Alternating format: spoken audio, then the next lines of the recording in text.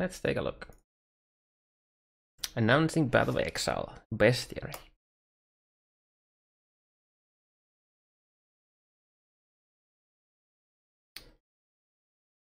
Of course, we're gonna start with the trailer.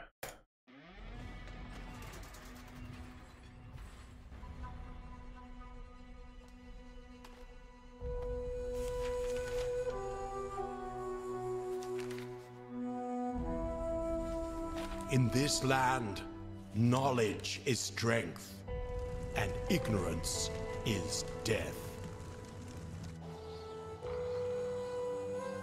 A hunter must know his prey.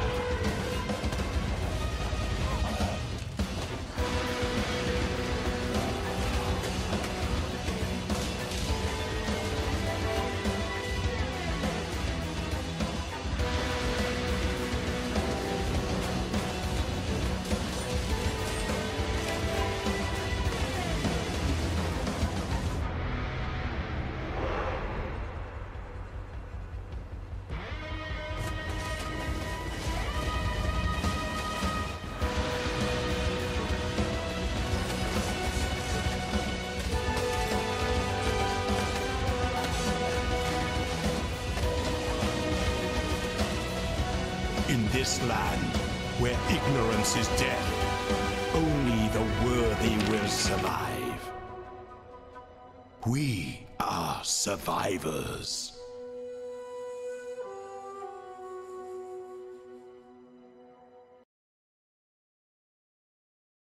Who remembers when I said that they didn't have time to do Uber Elder, that we're gonna get it soon?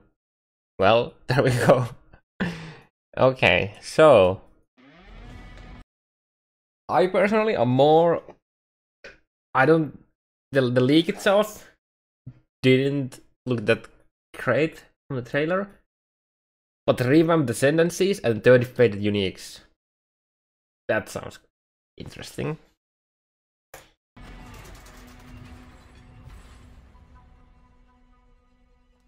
Right, so basically there's like this different. Imagine like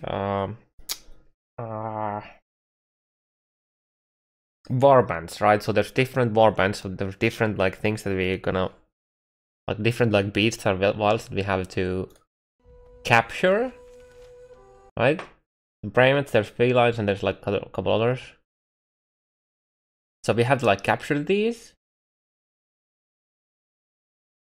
Then there's like this. I'm not sure if this Farrell is like a unique boss in a zone.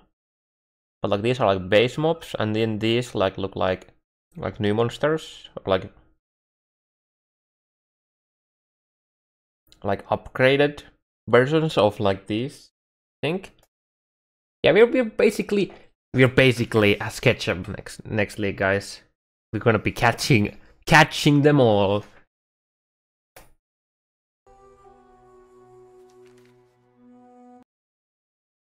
Yeah, like this have like a different colors. Like we have like Cave Beast, Primal Beast, and yada yada yada yada yada yada yada. And then you have Farik. So these like look like they're like the upgrade version or something like that. Hey, guys, look, guys! I'm in the league. Yo, look, we got into the league, guys.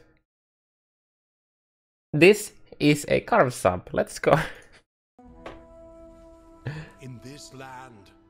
And you have like marbles dudes. Knowledge is strength. Knowledge is strength.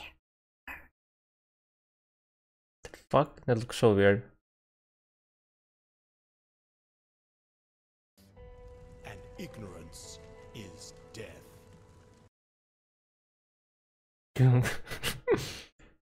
Yo, you probably should have made the look a bit better in the trailer, I think. That's just me, but I think you could.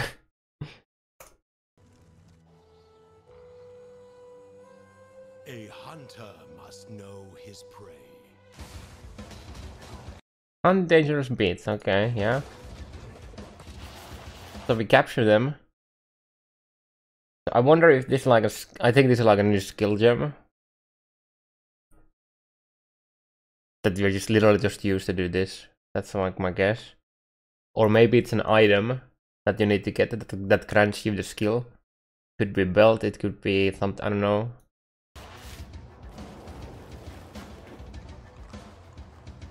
And then we get to be like our zookeeper. Oh god, I can't wait for like Yoji's. I hope Yoji makes a trailer of this.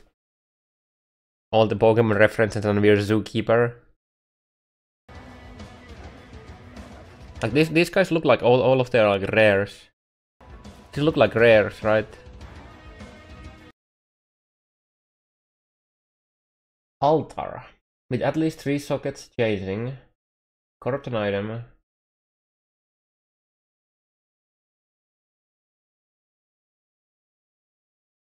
Guaranteeing the implicit mod outcome? Oh.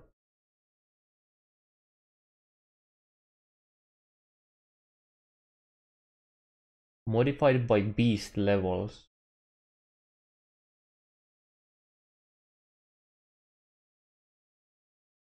Okay, so we capture the shits, right?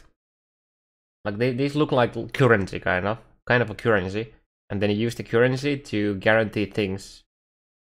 Like, for example, seal all your prophecies. Create an imprint. Yo, guys, we're back to eternal orbs now for magic items. I wonder if this scrolls down to a rare item. But basically, you can, assuming these are somewhat obtainable, you can guarantee a good regal on a weapon now. So you can alt AUG or alt, just like without the second affix, and then you imprint it, you regal it. If it fails, you can try again. But basically this is eternal orbs for blue items. This is something with sockets. I mean, like socketing items, something like that. Creates a mirrored copy of a flask. That's actually nice. Dude, that is so insane. You can fucking mirror your flasks. You roll up one roll up like really insane flask and then. Wait, why though? Now.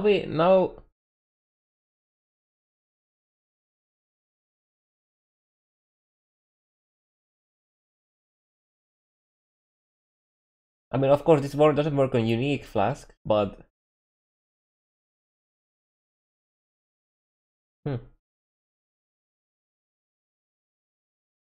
Okay. Of course, it's only you can't mirror uniques. Uniques are mirrored items. I mean, mirrored versions of the original item. This only like you cannot mirror a unique. That's like the base. So this only works on magics or rares if we have rare flasks. But I don't think we're gonna get rare flasks. This is nice. Getting all the prophecies. Like there's a lot of like some quality of life things for sealing all prophecies, for example, and all that. These two will allow you to prophecy farm a lot faster, for example. Oh, wait, you can mirror a map?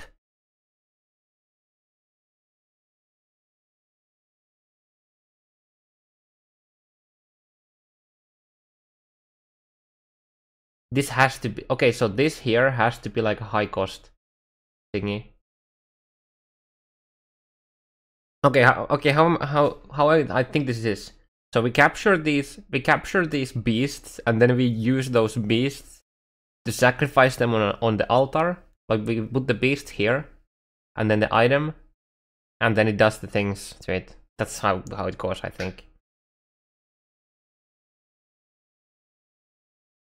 Yeah, sacrifice beast to craft. Fucking reads on the fucking screen, carve.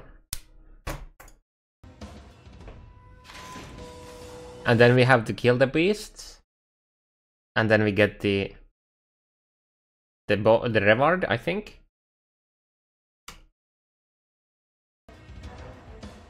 So see, there's like 4 slots. So you sacrifice the beasts, and then you have to fight the beasts.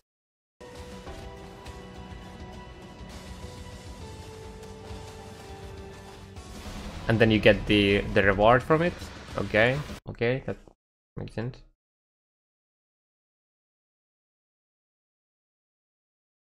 Basically, we like here. You see this? This is like a new skill. It's here.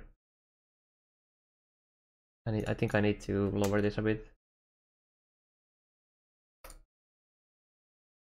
Okay, let's do this. You see this? This is like a new skill. This is like the capture thingy. I wonder if you can just capture them straight out, or do you have to like... Do you like weaken them like you weaken Pokemon before you capture them?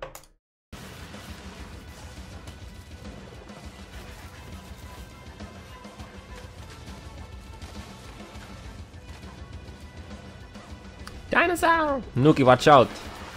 Nuki can finally catch his killers. Looks so weird. That's like a kiwi in the dinosaur age.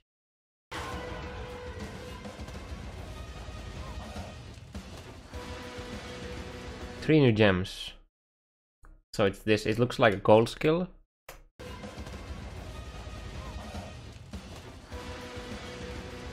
When it hits target, it like explodes or something.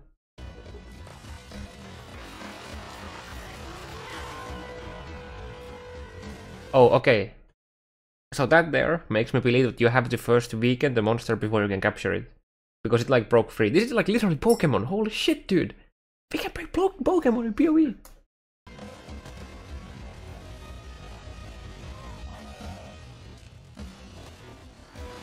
See, like it hit a target. Like look when he hits this. I think it's a spell. Because he uses shield charge, so that's like a dagger or sword or something like that. And then he shoots this shit, and then it explodes into multiple things.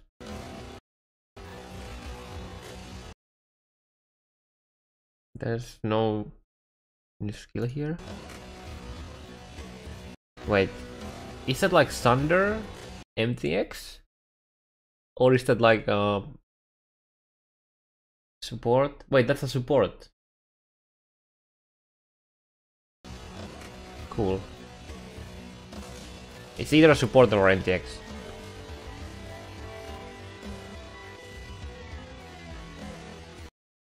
New faded uniques. Let's see what we get. Taking guesses? Oops. Gonna actually be using mirror now.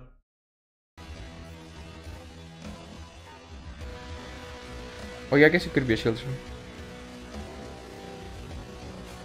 I am very excited about this one. This basically is like back in the day when GDG was changing the skill tree pretty much every single league. This kind of gives me the same feeling now with Revamp of Ascendancy that we're gonna have like completely different. I hope at least that we're gonna have like completely different feel to the game when building characters. but we'll see. Like, it's revamped. It's not like rebalanced or anything, so... I mean, it's a trailer, so of course they're gonna use something like that, but as a wording, but...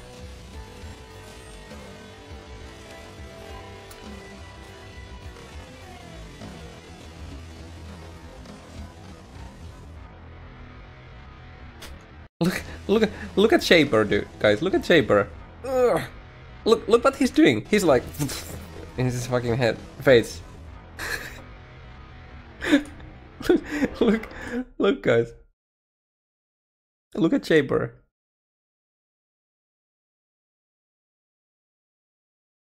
Ugh. Bitch.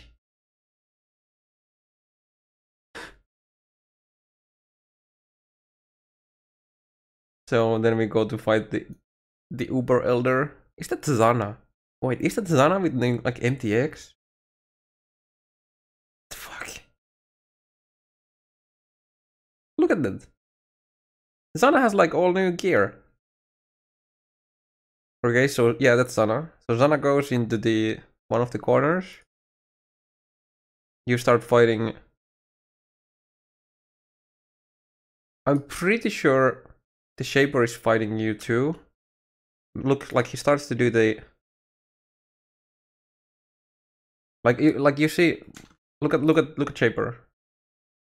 It looks like he's like under the influence of Elder here, right? I mean, that's basically the whole idea, I guess. He captures Shaper, and now Shaper is his little puppet. Yeah, that slam is Shaper. Oh my god. Uber Elder has like Shaper mechanics on top of the Elder mechanics. Oh god, look at the fucking clusterfuck of this thing.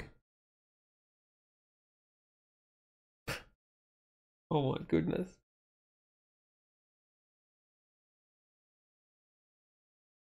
Yeah, it looks like this. It's exactly all the same mechanics. Just like slapped into the same fight. Now we just need guys. We need Aziri here too. And this is like Elder influenced. Wait, what is this fight? I think this is like Elder influenced Guardian maybe. I don't know what this is. I actually don't. Maybe this is like a new, like the Uber Elder Guardians. This is my guess. Yeah, this looks kind of like the Poison area. Like the Poison Guardian. Yo, Tiger! Oh wait, no, wait, that's probably the League. This is probably the League, never mind. This is probably nothing to do with the actual Uber anymore. This is like the Beast. They wouldn't show too much shit on the trailer anyways. This might be like a Beast boss, some kind. It kind of looks like. Has like wings and shit. Maybe it's like a flying dude. Dude! Fucking dual strike.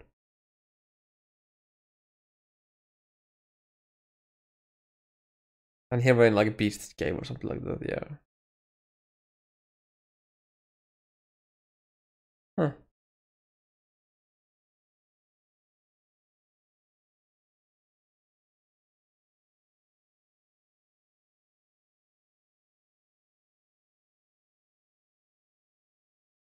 He's like a ghost version of the Centaurs.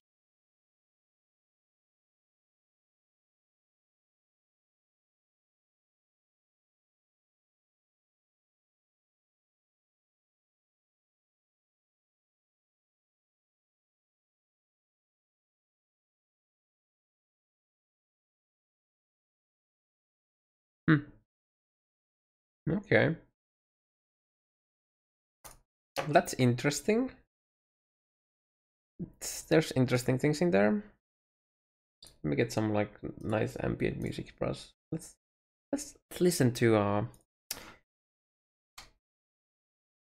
Age of Empires soundtrack. Like the Age of Empires 1 soundtrack. That's some good music. Okay, and then we check the whole thingy.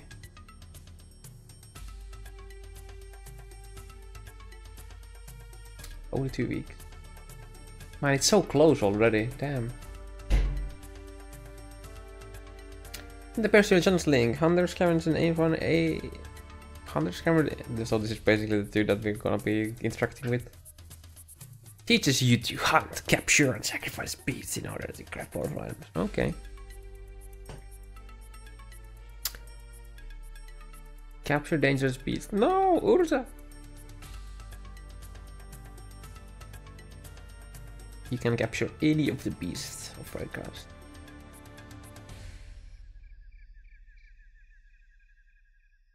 Okay. Does this mean that we're getting a talisman throwback? Because in Talisman we fought beasts too sometimes.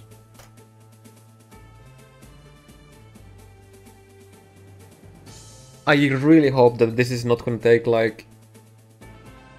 I'm taking this from like a quality of life perspective. If you're like capturing like the fucking beasts all around, you might need to backtrack into lower level zones just to farm the fucking beasts to do something. Oops.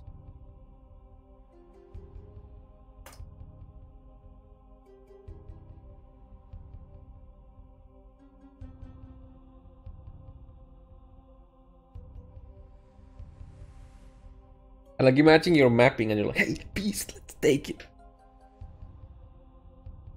I'm slightly worried about how that's gonna end up being. We'll see how it goes.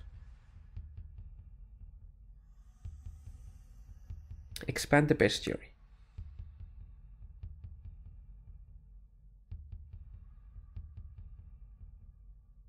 Another thing. What happens? Okay, so let's say you have to capture a beast, right? Like here's like you capture like number of them, right? What does this mean to completing the challenge league? Or like the challenges, you know, like you this is basically your challenge league, I would assume, in some way, like some of the challenges you need to do.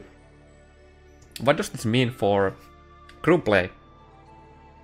Will everyone who's in the instance get the capture? So you capture the beast once, but does every like up to 6 persons actually get the capture? Or what? Or does only one get it? Or does only one of them get the beast, but everyone gets the challenge completion and shit? That's weird.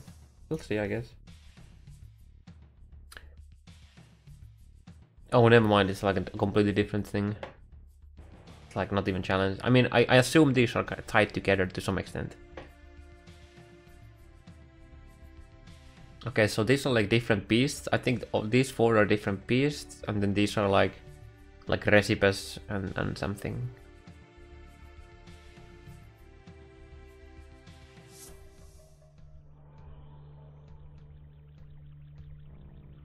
I'm a bit sad that they didn't show this. Also, yeah, that looks like an image of a shield. Is there anything else we can see here? This is like our little cave of things. Okay. Populate your menagerie. Wait. How do you pronounce this? Menagerie? Beasts that you capture can be kept alive and put on display. Your man. Oh god. Oh my god.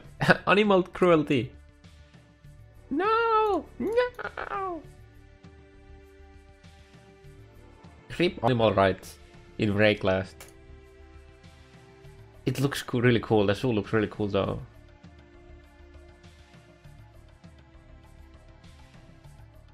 Call beta. Oh my goodness. That's like a mini Tyrannosaurus Rex. Poor thing. That eye though. I think this is like one of the more like rare monsters that were mentioned here. Legendary beast. A legendary beast. How did you dare to go the legendary route now that we have unique? Why wouldn't they just be unique? I mean, okay, legendary makes more sense in a way. And there's the altar or whatever. Okay. Beast crafting. Sacrifice your captured beast at the blood altar. Create them with a powerful item. That's beast crafting. Record capturing different areas the most dangerous beast. Be careful. You need to capture angry weasels.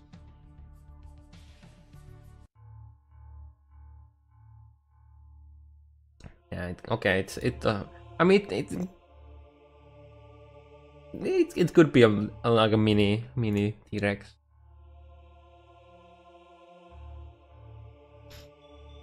Create a rare shield with maximum life. So yeah, that's like we need the beasts, right? Create a rare armor with fire resist, cold resist. At first I was like, wait, I create a rare item with all of these, but no, you just like pick one. Okay, so this is basically like essences.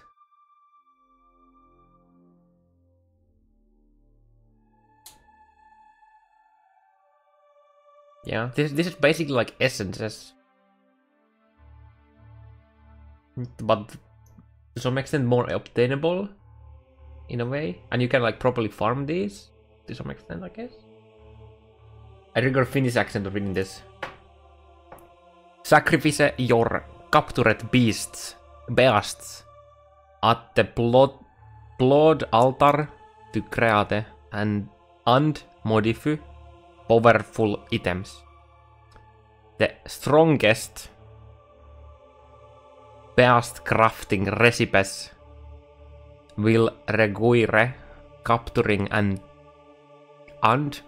defeating the rarest and it's so hard to read this in Finnish. Most dangerous beasts.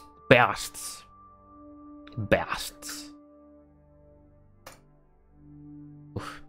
It hurts doing. It's actually hard to do that. Create an item with 1 white socket, 2 white sockets. Damn, dude. Create a superior granite flask. Okay, actually, when you look at this, I think this can actually like expand. So because it has a create flask and then superior create flask, this can probably go like into like the other flasks too. I kind of like that we can create flasks now. Create a skill gem? Damn, dude. Split an item in 2. Split an item in 2 with half the mod on each item? The fuck?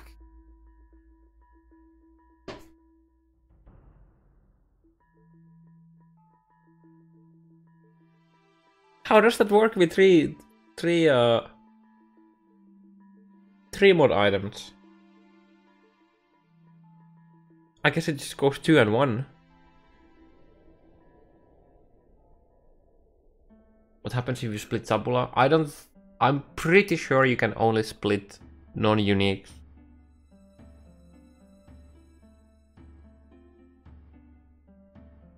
Yeah, but we don't know how expensive it actually is to do. We don't really know how easy it is to actually do this. Add a mod to a map. So this will probably... Oh yeah, and also, this is only just one of them, right? Split an item in 2, with half the mods on each. But you see, like, this can probably expand into other options too. Split an item into 2, with one item having 1 mod, and the other the rest. For example. I don't know. This is interesting. This is definitely some interesting from crafting. Defeat the spirit beasts. Defeat the spirit beasts. Beastcraft up portal. No. Spirit lands. You hunt one of the 4, so this is probably the bosses of the league. This difficult encounter will valuable and unique item rewards and crafting. Okay. The art on this chest and this helm looks fucking amazing. Grants level 20 aspects of the grab skill. Armor. Max life. Cannot be inflicted with bleeding. +2 maximum number of grab barriers?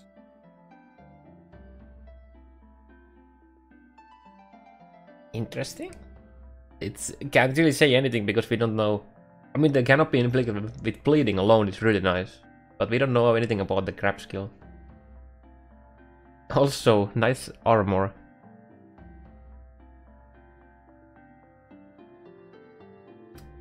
This is the same boss, right? Yeah, okay, these are all uniques from one of the bosses alone. We're still missing 3 of them.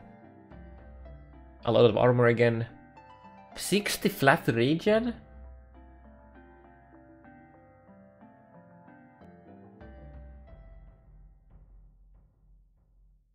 That's 100% regen if you have 6k life. These gloves here allows for like righteous fire with low life pools very easily. Like 3k life, this is like 2% lead. Like regen, one of gloves, that's 39, not bad. Feels good, man. Life regen, like flat life regen mod, actually use. Increased damage per grab barrier. Again, we don't know what the grab barrier is, so 10% chance that if you will gain a grab barrier, you instant gain up to your maximum. This is literally like what's it called? Like the old, I mean the current.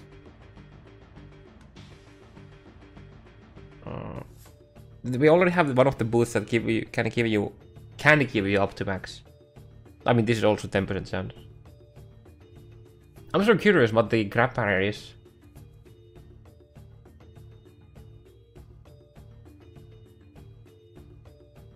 Or like what it actually does. Is it like a chart of some sort? I don't know. Like what is the actual stats of the grab barrier? I'm curious of that now.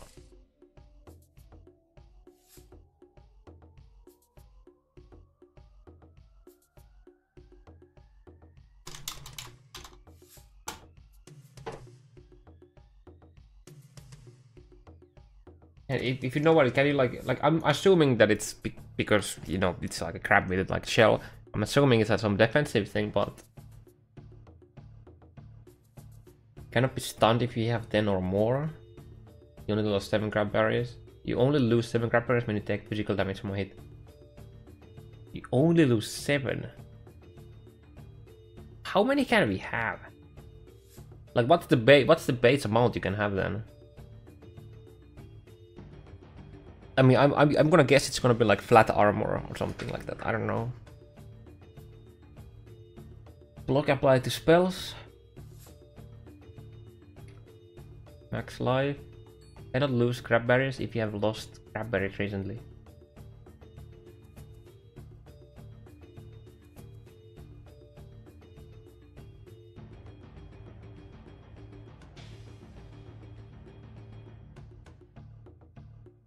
I'm a bit sad, none of these have resistance. Like more than just like one roll. I mean, okay, this is like up to like 40, I guess. And this is like up to 20 maybe. Yeah. And then we have the Uber Elder. Why is this in the Challenge League page? There's no way they intended Uber Elder to be published after the actual Elder, like the expansion with the Elder, in my opinion. To me, it just felt like they just couldn't get it done, and then they just added it now. That's how I feel. But I might be wrong, of course. Having corrupted Shaper's Guardians, the Elder has gained enough power to bend the Shaper to his will. Defeat both of them at the center of the Atlas of Worlds in Band of Exile's hardest encounter. The hardest encounter. Okay. That's some tough words when Uber actually exists. I mean, it's Shaper plus Elder, so... Damn, dude. That's gonna be a clusterfuck. My PC will literally not handle this fight. I know it already. It just won't handle it.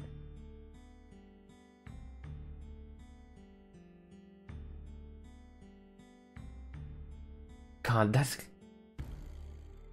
So... Will Shaper have faces? Or...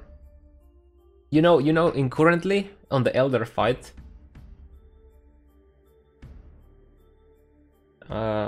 you know, currently in the Elder fight, when you do enough damage to Elder, he goes into the middle, right?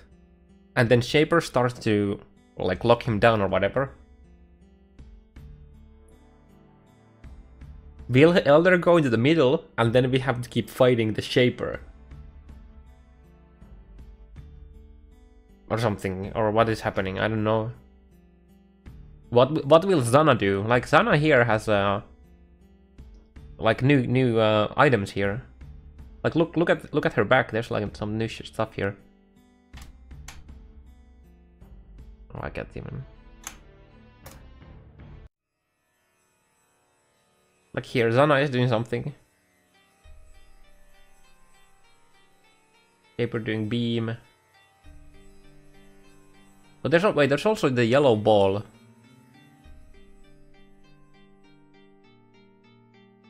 Urgh. Oh god, that's gonna be such a clusterfuck.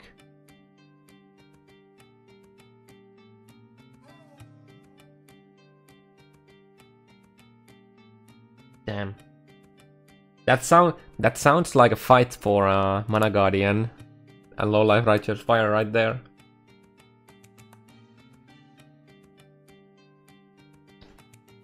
So we have the first degen on the ground from Elder fight, and then we have the Shaper balls. Oh my god. Yo, we need to get the Korean God bullet hell players here. Will we have bullet hell in here as well? Like actual like Shaper bullet hell. 99% of rips are going to be Elder Ice Stun plus Shaper balls. Yeah, that or like the beam. Oh my god. There's no way people have the... There's no way the Elder can freeze you in place. Because previously it was Shaper who came and slammed him like out of the... I don't think that's gonna be in this fight, personally. Fuck.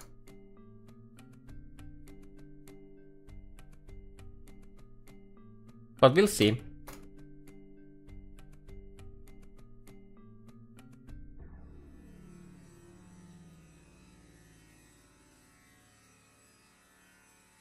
This is such a clusterfuck, holy shit, dude.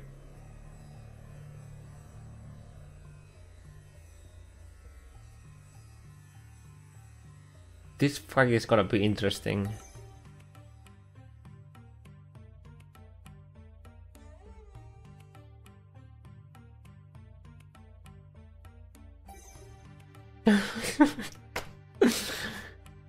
Dude.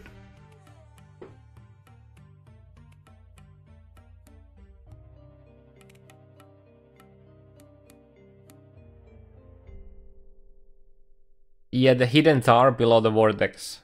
Like, you're gonna have the degen from the vortex, and you're gonna have the degen from the tar or whatever. Imagine Elder doing this like the expanding shit thingy, and all of this is inside like vortex and shit. This is gonna be such a... Oh my goodness. Oh, and revamp. Oh my goodness.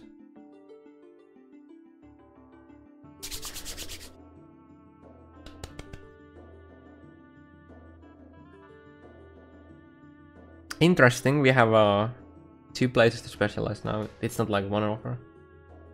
Each of the 19 ascendancy classes has been substantially rebalanced to ensure a consistent power level.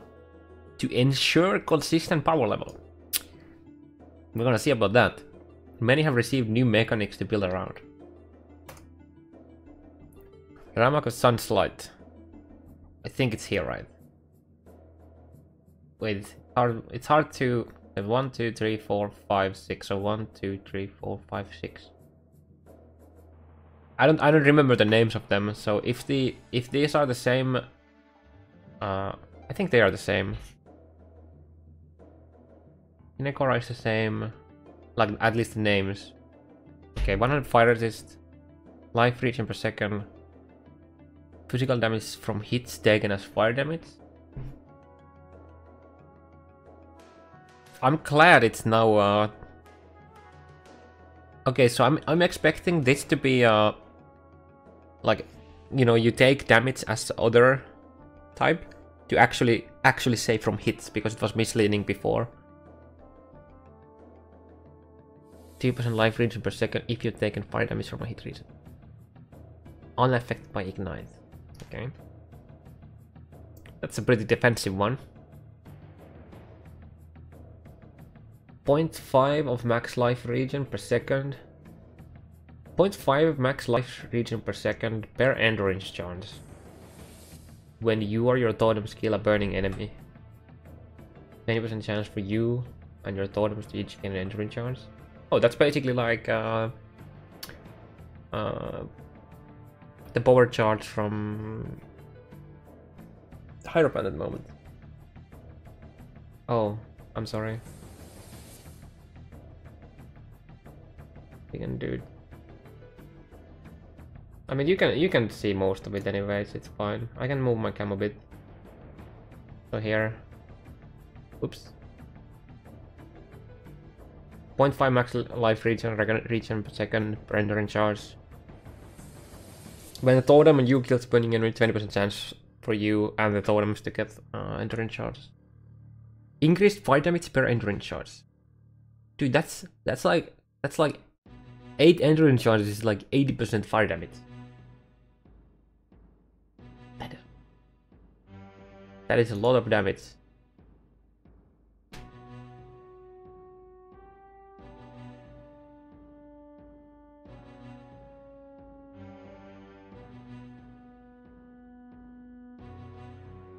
A righteous cheat and righteous fire will generate endurance charges when killing mobs, and you will gain life leads from them, 0.5 per charge, and you gain damage. Okay. So I'm assuming Ramako Sunslide is this one, Taoho is this, I think. But I'm not sure how that goes. 1% of fire damage leeches life. That's nice. That's good, man. Increased strength. Damage. 1% of damage dealt by your totems is leads you as life. Okay. Chance to recover rare or unique enemies in ash for 10 seconds when you hit them. That's nice. If you don't know what the covered in ash, they take increased. I mean, oh yeah, it reads there. Never mind. Covered in ash have 10% less movement speed and take 20% increased fire damage. If you don't have any other increased damage taken, that's 20% multiplier, which is strong. Namahu Flames Advance. 50% of physical damage converted to fire. 10% penetration. Every 10 seconds gain. 100% physical damage as extra fire damage for 3 seconds. Wow.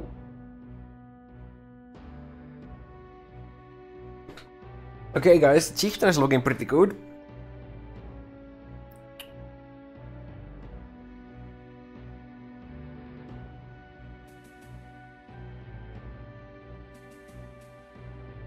Moon's Present. Enemies near you, near your totems deal 8% less damage. Oh, that's the same. Okay. Totems are immune to fire damage, have 50% of your armor. Skills used by... that's the same.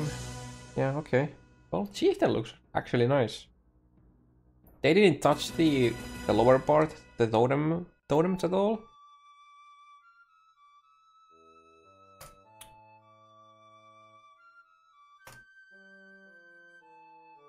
Berserker. Okay, so this is clogging. Yeah, okay. This is the same. Clogging Savagery. Let me take my cam out again. This looks like the same, right? Attack speed if you take a savage hit, 50% damage if you take a savage hit. And yeah, looks the same. To me at least. I think it's the same. Recover 25% of life and mana when you use Warcry.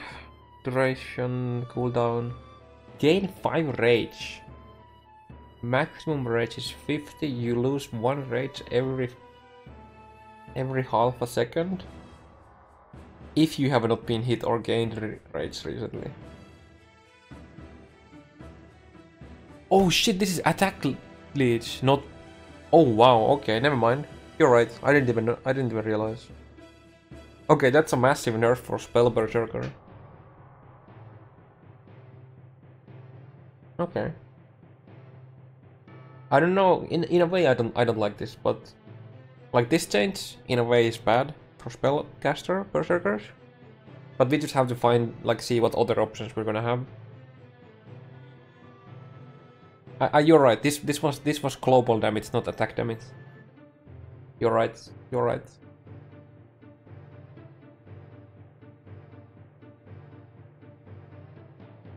You lose 1 rage every half a second if you have not been hit or gained rage recently.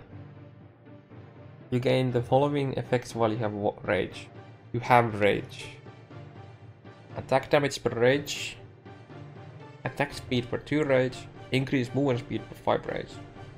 So you can have up to 10% movement speed. Okay, you will actually... I don't think you will never actually sustain 50 rage. Because it only takes... I mean, okay, you can sustain it, never mind it. Because it,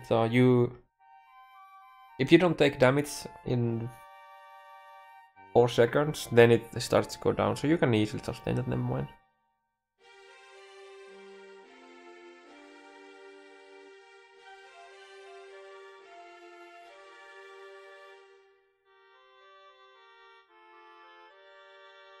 And yeah, Warcry. Yeah, you can actually sustain. Never mind. Lose 0.2 of your maximum life per second per 1 rage. So that's 5% degen. Yeah, that's 5% degen. 5% degen for 50% attack damage. 25% attack speed and 10% movement speed.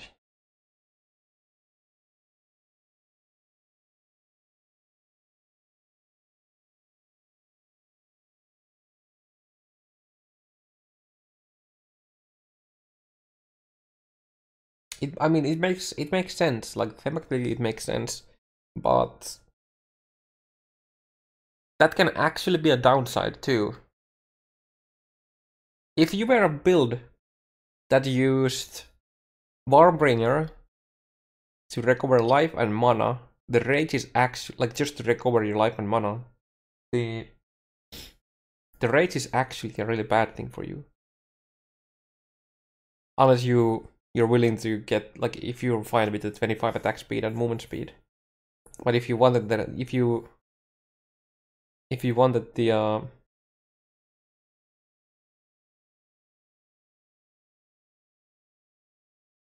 it's not 10%, it's 5%.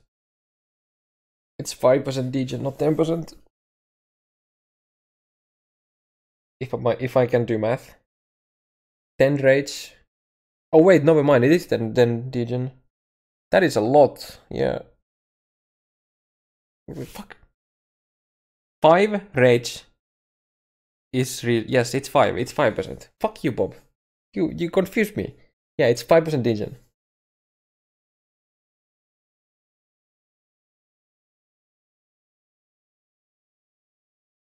I can say this being I can say this being a downside for some setups.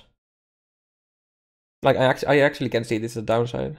For majority of the builds who would use it, it's a buff, but but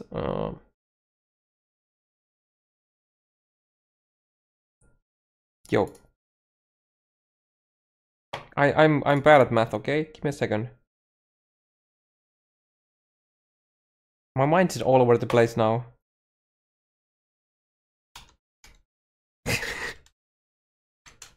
It is 10. You're right. It is 10.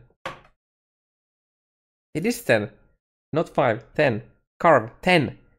Okay, Garb. Math lesson. 10 times 0.2 is 1. Sorry, 2. Not 1. 2. When you multiply 2 by 5, it's 10. Yeah, 10% degen is a lot. Oh my god.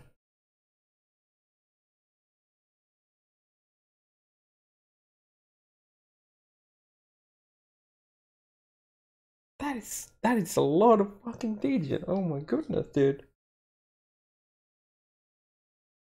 10% degen for 10% movement speed, 25% attack speed, and 50% attack damage.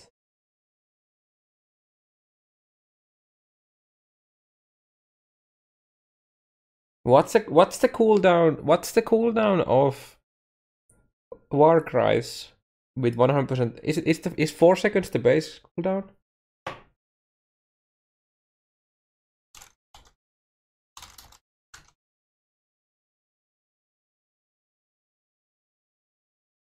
Yeah, so you can cast it every 2 seconds. So you can... I mean, you sustain the rage by spamming your...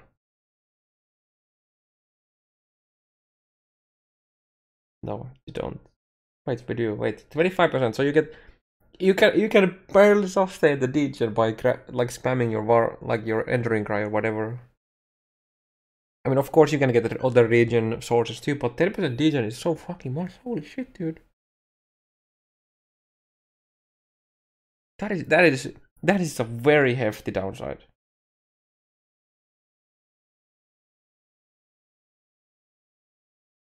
I kinda don't like it, honestly, but we'll see. We'll see how it goes.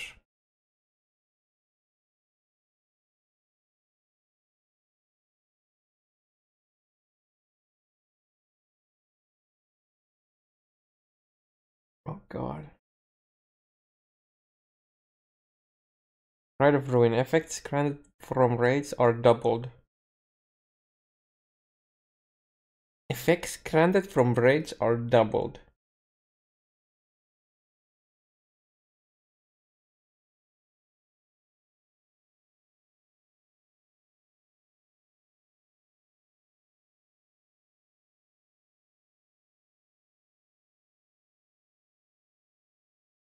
I mean, it's 100% attack damage, 50% attack speed, 20% movement speed, for 20% degen.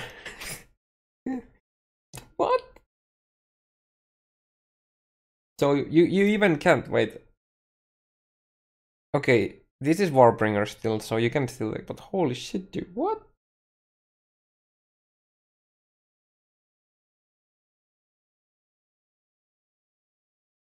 Also, wait, is this aspect of Carnage down here? Is it like a single point now? I'm so confused of the location. I'm very bad at like recognizing the art.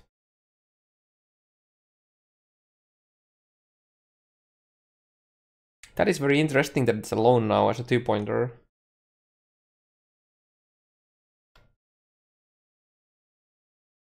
I wanna see what the small nodes are. Yeah, Warbringer is 2 and Aspect of Carnage is 2 here, and then Rite of Ruin is this one. Grave of the Slaughter is this one.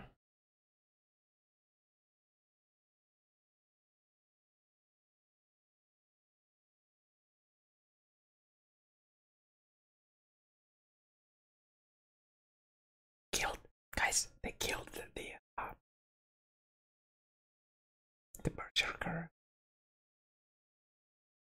I With this feels bad, man. Killed, quote unquote killed.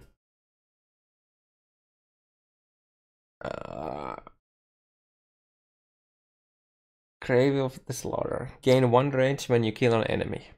10% chance to gain 1 rage when you hit a rare or unique enemy. Okay, never mind. So, remember when I was talking about sustaining the rage thing? I should probably have read this.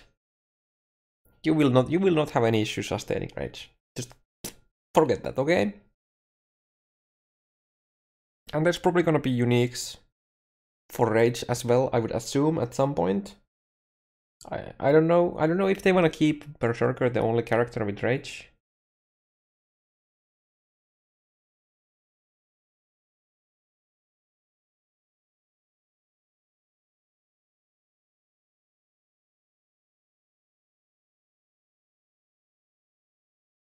Also, what is this? This doesn't do any. Isn't like damage.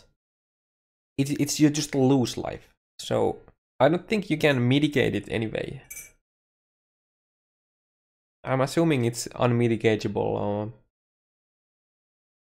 Legion.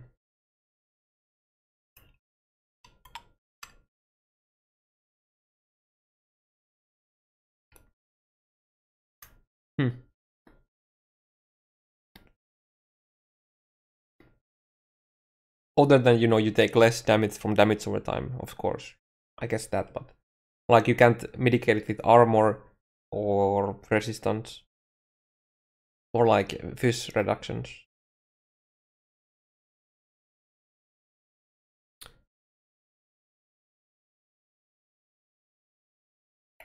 That is definitely interesting. I would say that Berserker got nerfed. Well, I think it got nerfed. When you consider everything. What is Berserker right now?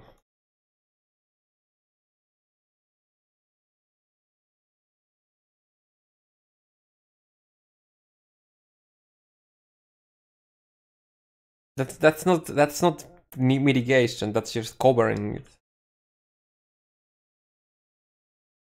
Like let's look.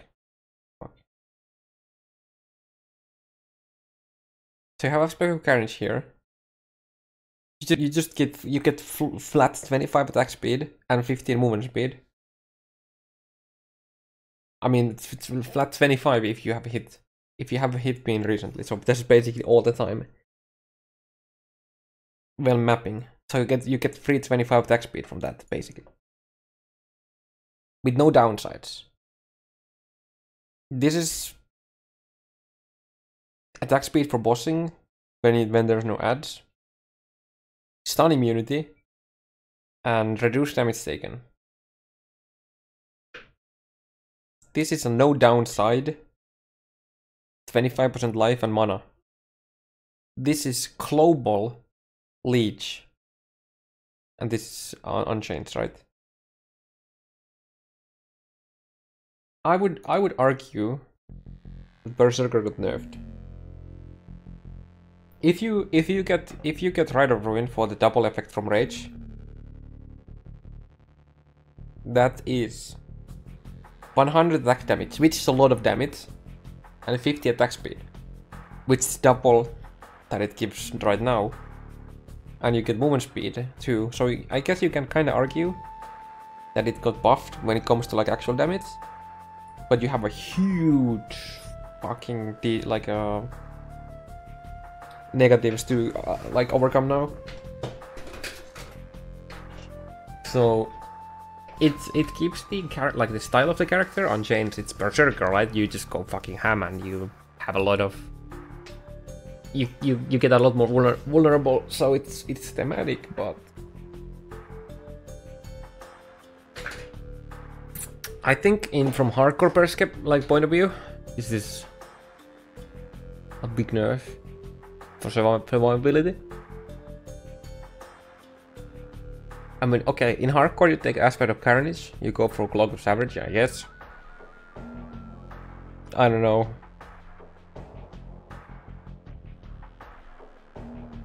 That's a fucking lot of damage though.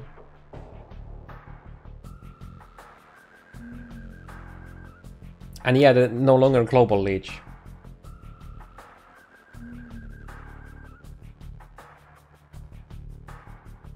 Three new gems.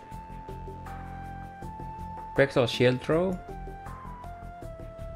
Oh, it was shield throw, another spell. Interesting. Terronic strike and the new support gem summon funds. Projectile attack. It throws a spectral copy of your shield as a projectile which cannot pierce. Cannot pierce. And deals offhand damage. Augmented by the defenses of the shield. When it collides with something, it will shatter, launching a number of smaller shards as projectiles in all directions. Modifiers that cause additional projectiles to be fired will add more shards, not more copies of the shield. Okay.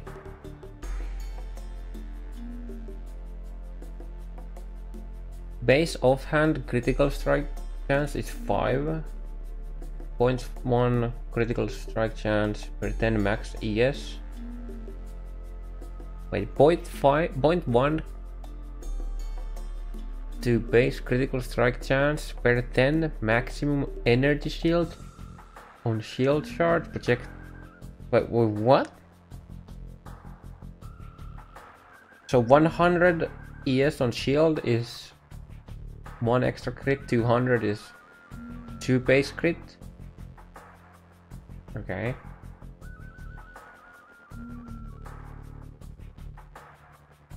Charge projectile deals 25% less damage.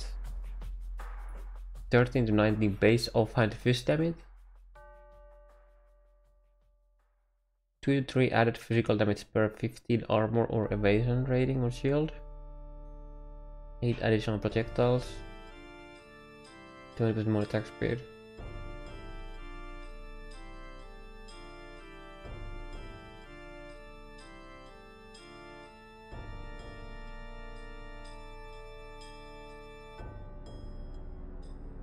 How much evasion can you have on a shield? Okay.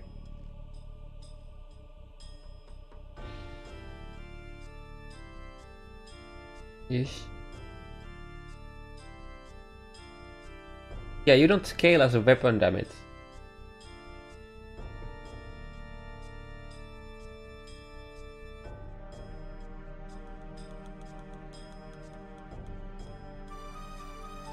If you get like 1.5k evasion,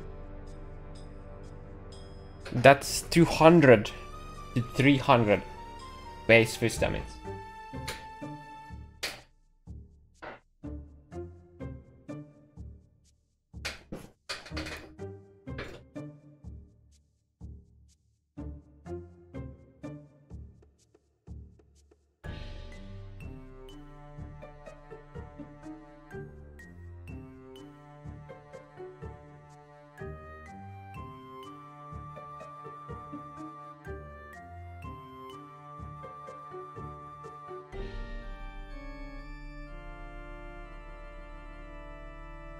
It doesn't have a cast time, so I assume the cast or the attack time is based off your weapon attacks per second.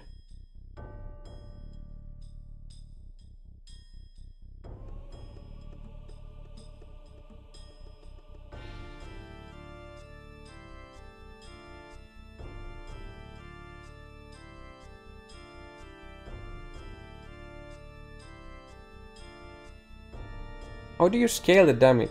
Physical damage? Damage? It's an attack. Right? It is an attack. So...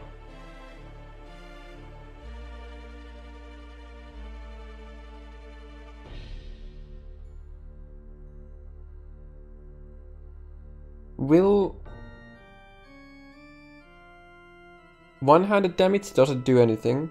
Two-handed damage doesn't do anything. Because it's with weapons. So with the actual weapon. And you're not technically using a weapon with this, so...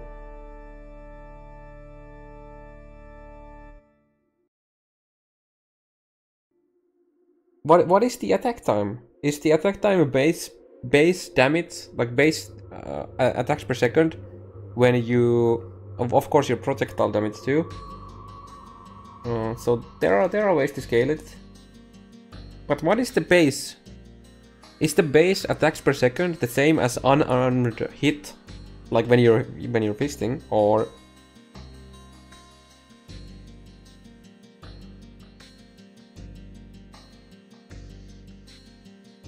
What happens if you... Wait, Phrase Breakers is melee damage. Never mind.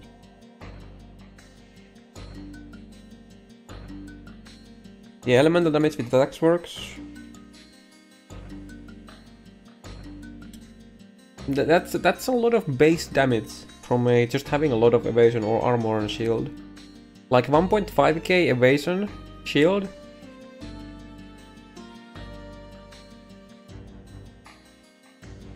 Is 200 to 300 base damage.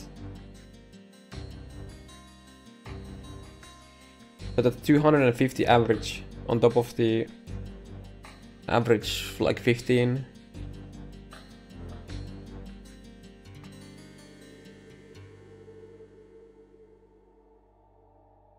Also,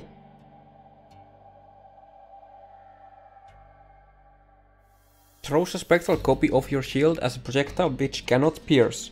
However, does that cannot pierce also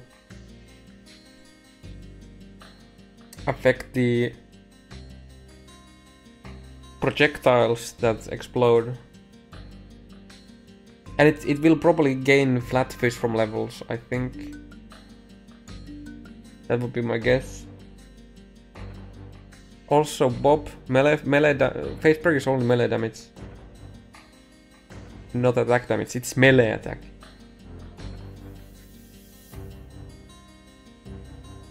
Yeah, 200 ES, 200 ES shield will only give you 2% base crit, so you have a 7% base crit with that.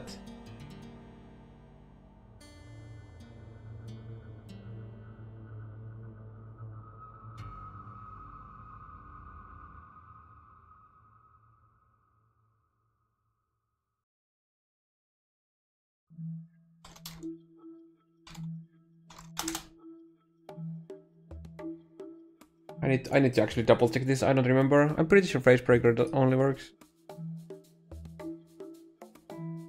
Okay, never mind. It will work. You're right, I forgot the wording. I remembered it was melee. But now the big question is,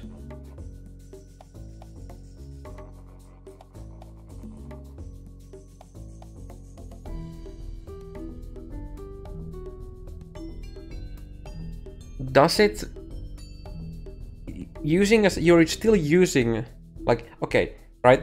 Facebreaker wants you to not use a weapon, right? But if you're using your shield as a weapon, it's not as clear as you make it sound. You're using your weapon as, you're using your shield as a weapon, therefore it could be considered that you are not unarmed when using the skill. If it works, it's broken as fuck. So I'm pretty sure they're gonna do something about it, that it won't work.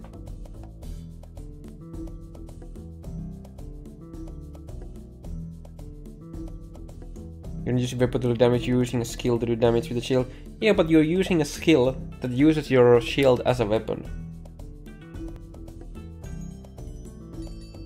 It's offhand damage, right? It says offhand damage.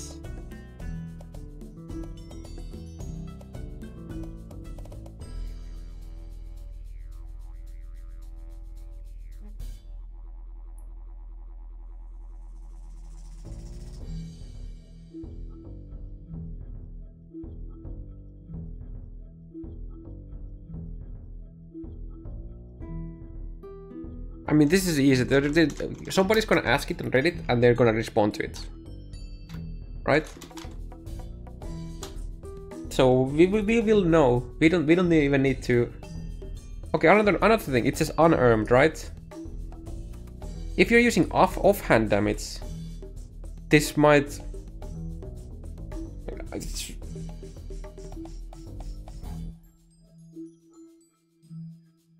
We just need to see what they respond to. It could be either way. They could easily make. I'm pretty sure they could easily make an exception so that it doesn't work. Like they can easily justify that you are using your shield as a weapon, thus it cannot work. They can easily do that if they want to. So we just need to see what they say about that.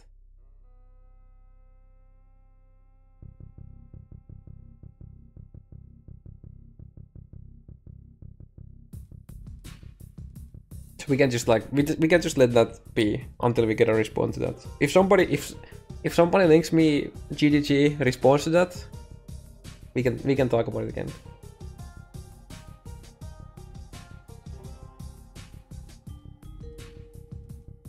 Shield charge works, so thematically it would make sense. But you're not using shield to do damage. Shield charge damage is based off your weapon damage.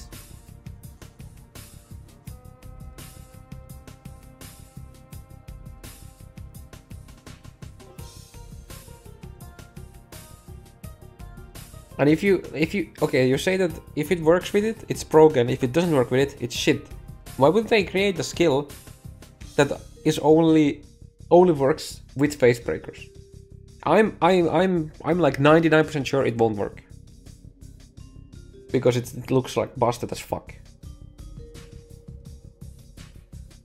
You get such a retarded amount of base physical damage from scaling evasion or armor from a shield. There's no way it's gonna work. No fucking way it's gonna work. Dude, you get 200 to 300 base physical damage if you have 1.5k evasion shield. And I would assume that you get base offhand physical damage by leveling up the skill gem. This is level 1 skill.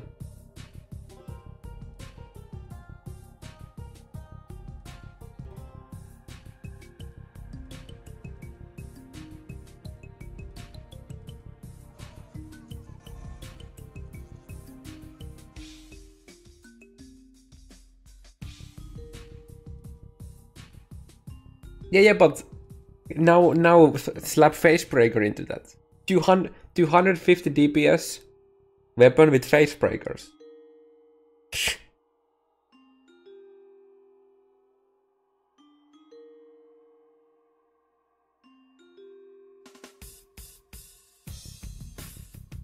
There's no way it's gonna work. There's no fucking way it's gonna work. Okay, let's move to the next skill. There's no fucking way it will work. Let's just... Okay.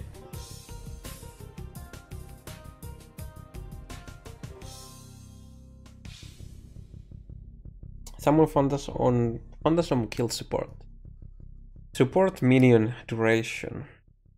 Wasn't this the skill that was on the files already, but it was not in the expansion? So, support skills that can hit enemies or create minions. When those skills or minions kill enemies, they will have a chance to summon a phantasm minion, which uses a piercing projectile spell that deals physical damage.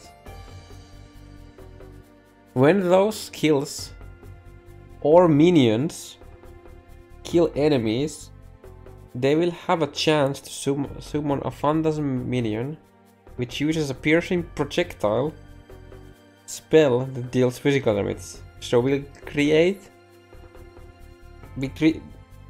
can create minions with minions that are light poachers, kinda.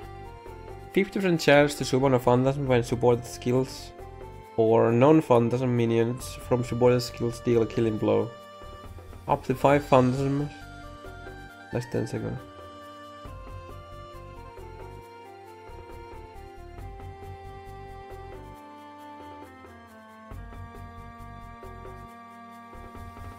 Now the big question is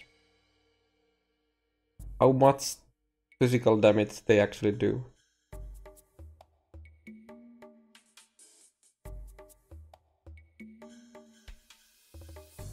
What happens if you support this with GMP? Do the phantasms get GMP? Or are they just phantasm or projectile attacks? No, it literally says which uses a piercing projectile spell that deals physical damage. You would not put it with SRS, you would put this with a Spectre that has GMP on the Spectre. Or like Flame Golem with GMP or something like that.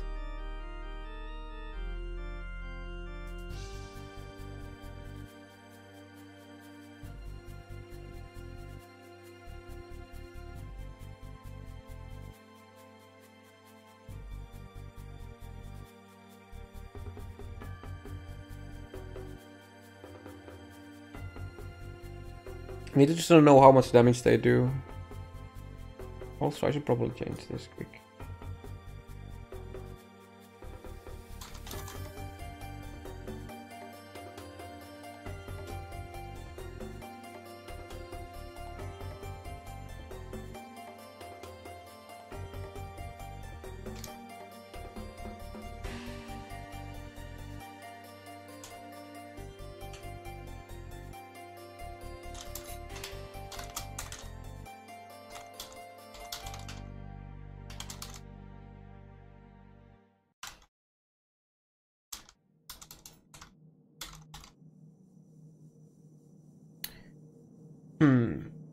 Yeah, it sounds decent. It's just that how much damage they will do. That's the question.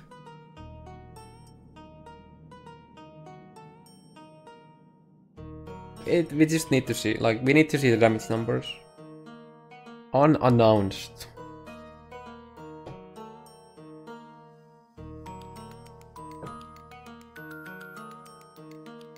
Can you give me the link instead of just telling me where it is? It's faster if I can just click it. Would appreciate it. Dozens on new favorite uniques. 30 new favorite uniques. Yeah, we heard the Titanic strike. Which can be obtained by completing prophecy from blah blah blah blah blah blah blah. Yeah.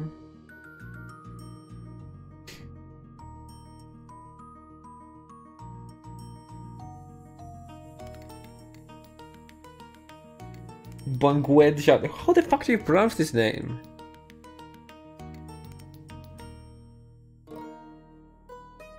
Bangued Salidsi. Bangued Salidsi. Okay, what's the current one?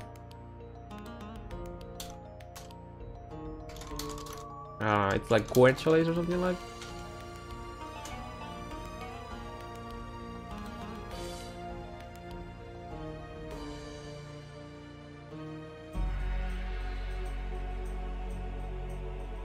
So I'm pretty sure the attributes roll is the same. The explode is the same. Oh, you get the recovers max life on kill on top.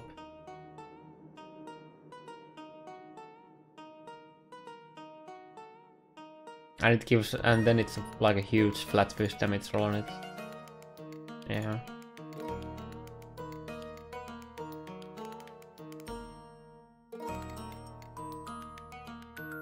Also, thanks for the link. Thanks for the link, buddy.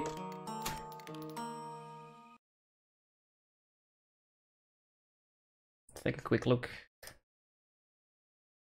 As far as free, known as the Menagerie, think of it as your own personal zoo where you can see all of the monsters you currently have captured in one easy to access area. You can also see what monsters you have collected in your Bestiary as well. One of the most appealing things about Path of Exile is the deep customization options it gives players to outfit.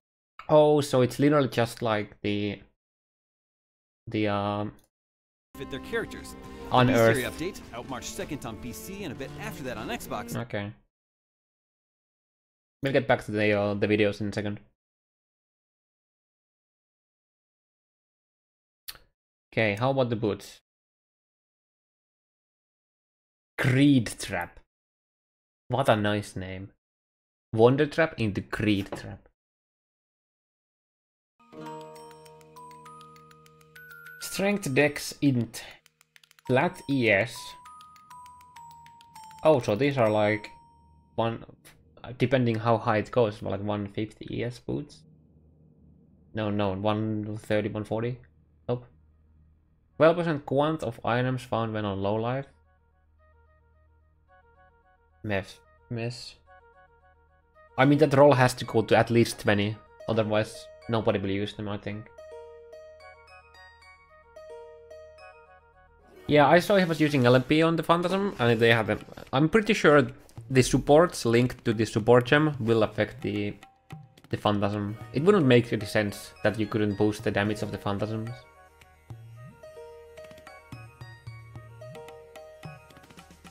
Thing is, you can use these boots as a low life guardian.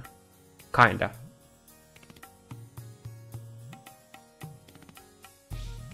You instead of using Syntrex, you could use these.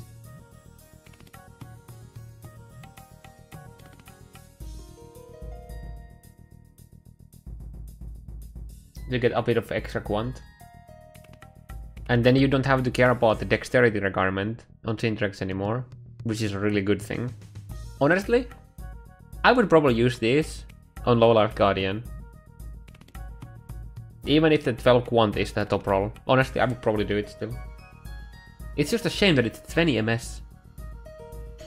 20 MS is pretty feels bad, man, but if you're using Bright Peak, it doesn't matter.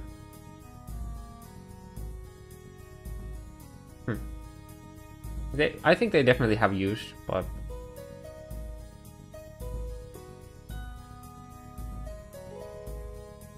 Fox Fortune.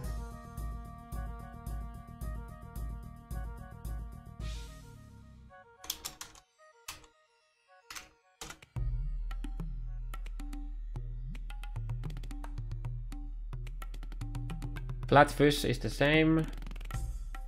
It has the dex. You gain 1500 evasion rating when on full life. And then it gives a lot of extra. So instead of 500, it gives you 1500. And then it's just basically more evasion rating. And the enemies are unlucky when damaging you while you're at full life.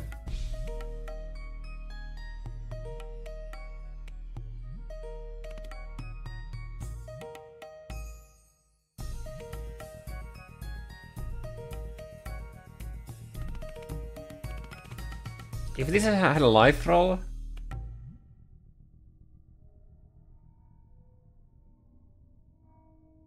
I know unlucky is OP as fuck, but that's on full life. If you're at full life, you're never gonna get crit, pretty much. That's what this is. They give you a fuck ton of evasion, and you will never get crit if you are full life.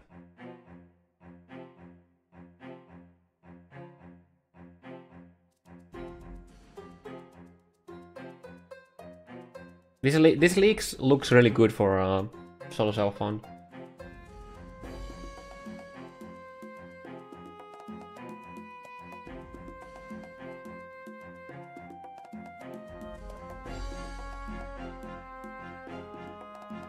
The Magnate, ooh. Pencoil. Oh, Windscream. +2. Curse.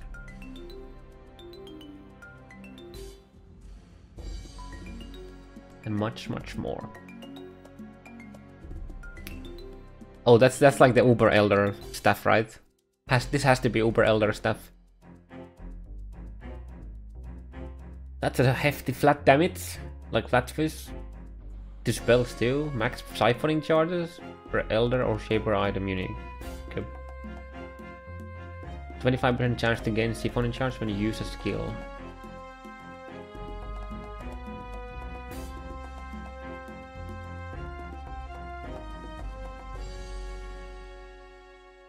Non-chaos damage has extra chaos per Siphon charge. Damage leech as life.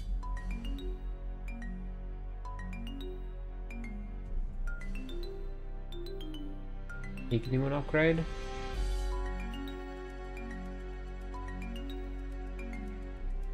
Is it like a confirm that we can an Ignimon upgrade, or is that just memes? Yeah, Siphon in charge is Uber Elder Future. Take 150 fish damage per second.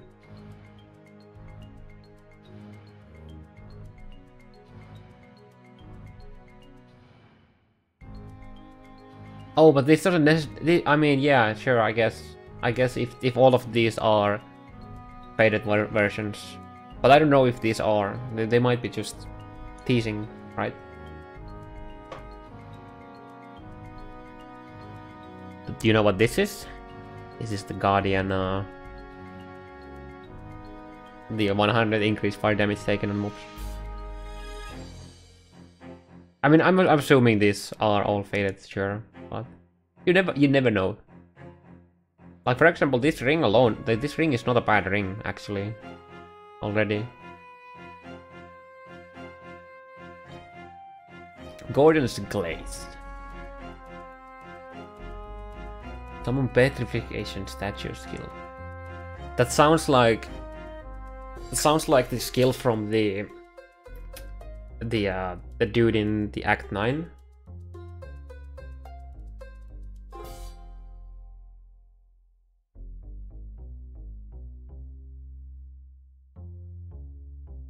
But yeah, this I mean, it's a staff, has no attack speed.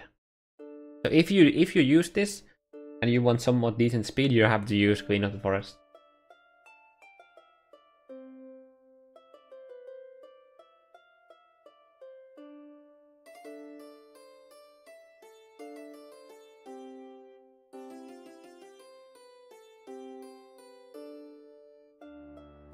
I wonder what the Siphon in charge is.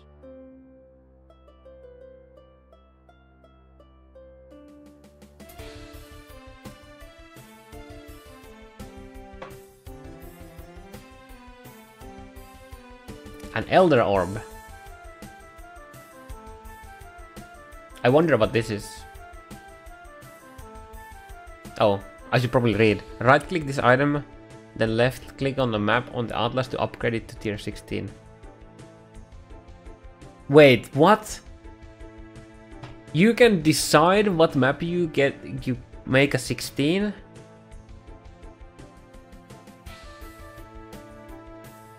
This item, then left click on a map on the Atlas to upgrade it to tier 16.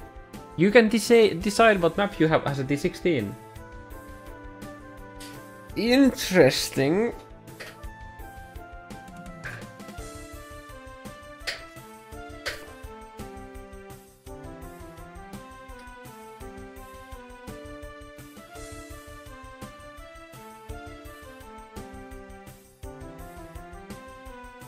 Danny's gonna be pretty fucking rich this hardcore league. Selling Elder Orbs for like 20 exalts a piece.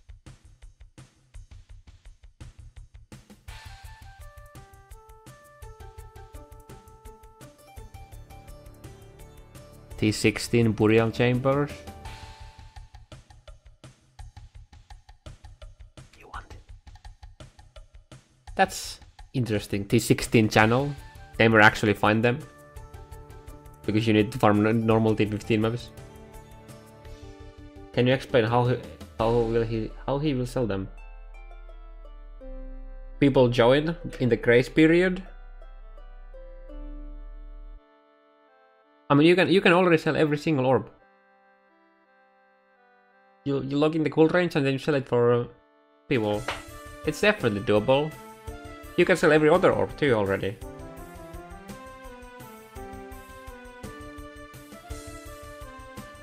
You look at the fight. I looked, it's a clusterfuck. Danny's still gonna do it.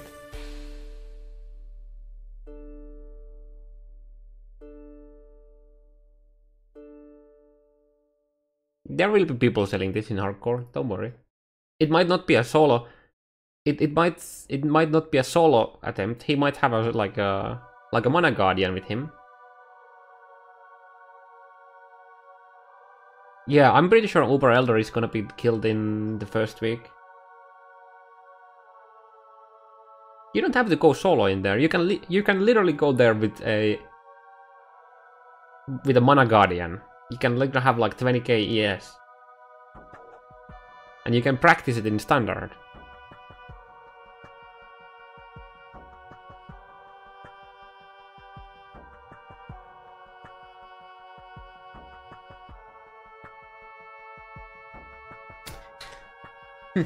That's a nice orb. What if Guardian is deleted? Oh yeah, guy. Okay. Never mind. We don't even know. We don't even know what the new ascendancies will be. So we don't even know. We don't even know. We'll have to wait. The problem with the 16 map is that it's practically impossible to sustain, I would guess.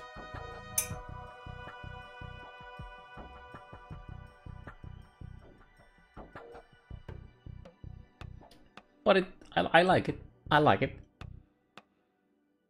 Especially if Harbinger League comes to Zana, then when you find a Guardian map,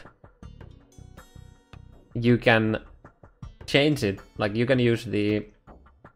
I don't remember what the orb is called, but you can do that and make it into like the actual 16 that you want to run.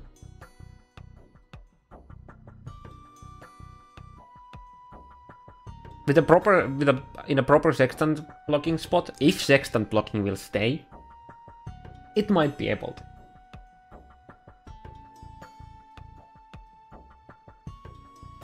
Nice doggy. Okay. Let's take a look into the websites quick. I guess we start with the IGN, but we already had it. Oops. Do it like this.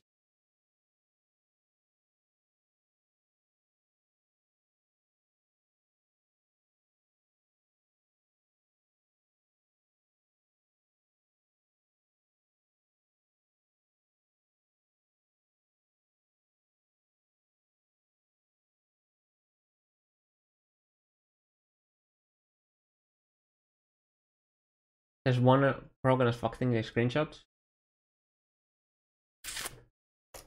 As far as free-to-play games go, it's hard to keep and maintain an audience. Getting something for free means no risk on the consumer's part. They can come in and get out relatively quickly if they don't like it.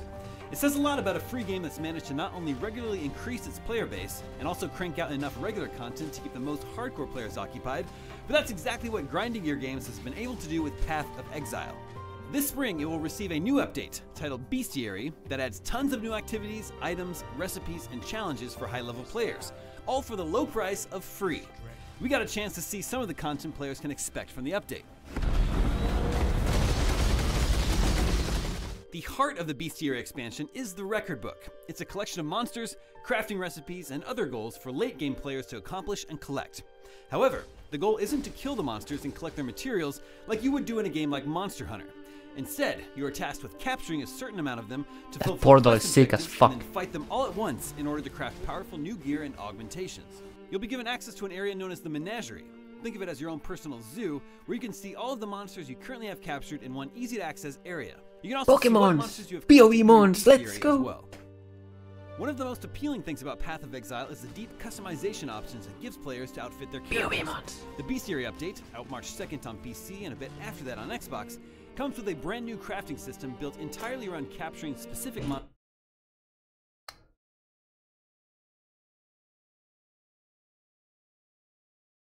With no spellcasting mods.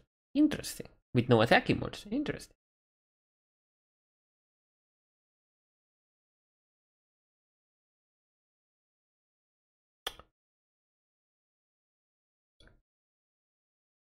Wait. Do we have to capture the monsters when they have specific modifiers on them?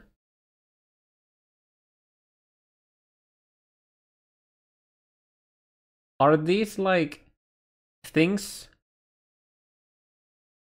obtained when you capture specific monsters with specific modifiers.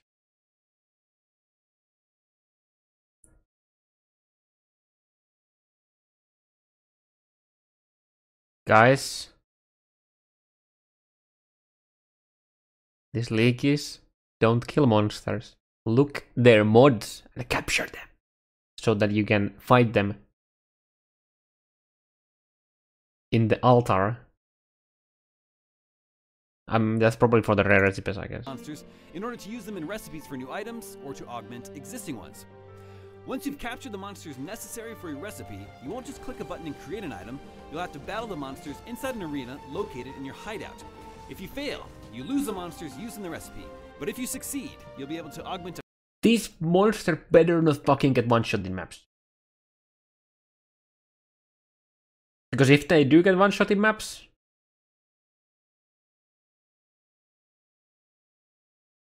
this looks a lot like a remake from Talisman, yeah. They have to make, if they are like essences where you have to like open the fight, it's fine. If what we need to do is capture random rare monsters with random mods.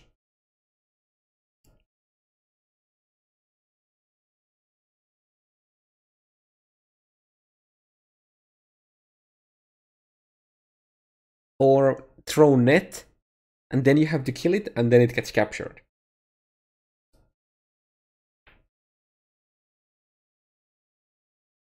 A property of an already existing item, or craft one of the new powerful pieces of gear. Once you win the fight, the monsters you've collected and fought will be gone, so if you want to craft that recipe again, you'll have to go out and recapture those monsters. Some of these are very rare, and you might only encounter them every 10 to 20 again. Once you win the fight, the monsters you've collected and fought will be gone, so if you want to craft you throw the trap on it, right? That recipe again, you'll have to go out and recapture those monsters. And now this guy comes here and probably takes it away.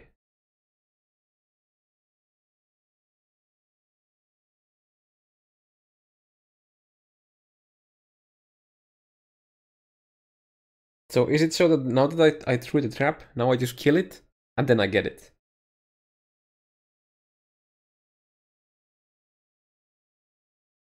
Okay. Thank God. Thank you. Thank you, Bex. Thank you. Okay, that's that's a lot. That's good then. Some of these are very rare, and you might only encounter them every 10 to 20 hours. This system is cleverly designed in that it actually makes players work for the gear. Wait, what did he say? And powerful pieces of gear. Once you win the fight, the monsters you've collected and fought will be gone, so if you want to craft that recipe again, you'll have to go out and recapture those monsters. Some of these are very rare, and you might only encounter them every 10 to 20 hours. This system is cleverly designed in that it actually makes players...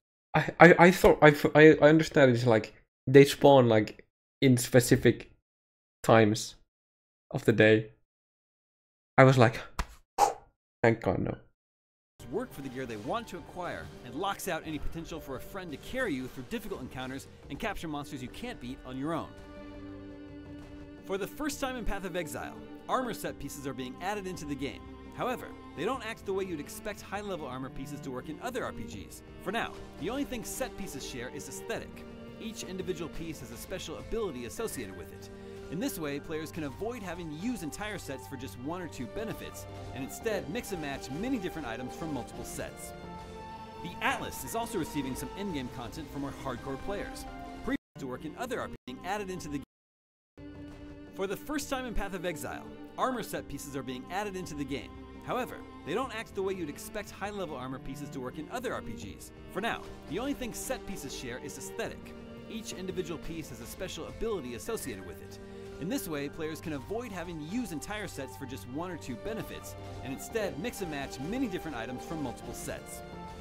The Atlas is also receiving some in-game gone, so if you want to craft that recipe again, you'll have to go out and recapture those monsters. Very rare, and you might only encounter that actually makes players work for you through difficult encounters and capture monsters you can't beat on your own. For the first time in Path of Exile, armor set pieces are being added into the game. However, they don't act the way you'd expect high-level armor pieces to work in other RPGs.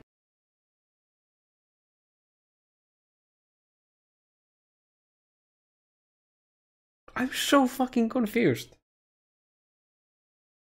I didn't see anything about that in the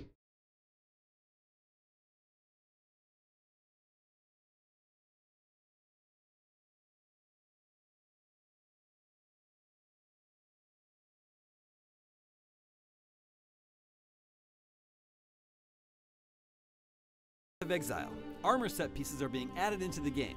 However, they don't act the way you'd expect high-level armor pieces to work in other RPGs. For now, the only thing set pieces share is aesthetic. Each individual piece has a special ability associated with it. In this way, players can avoid having to use entire sets for just one or two benefits, and instead mix and match many different items from multiple sets. The Atlas is also receiving some in-game content. He must be talking about the set, like the uniques from the bosses, the new animal bosses.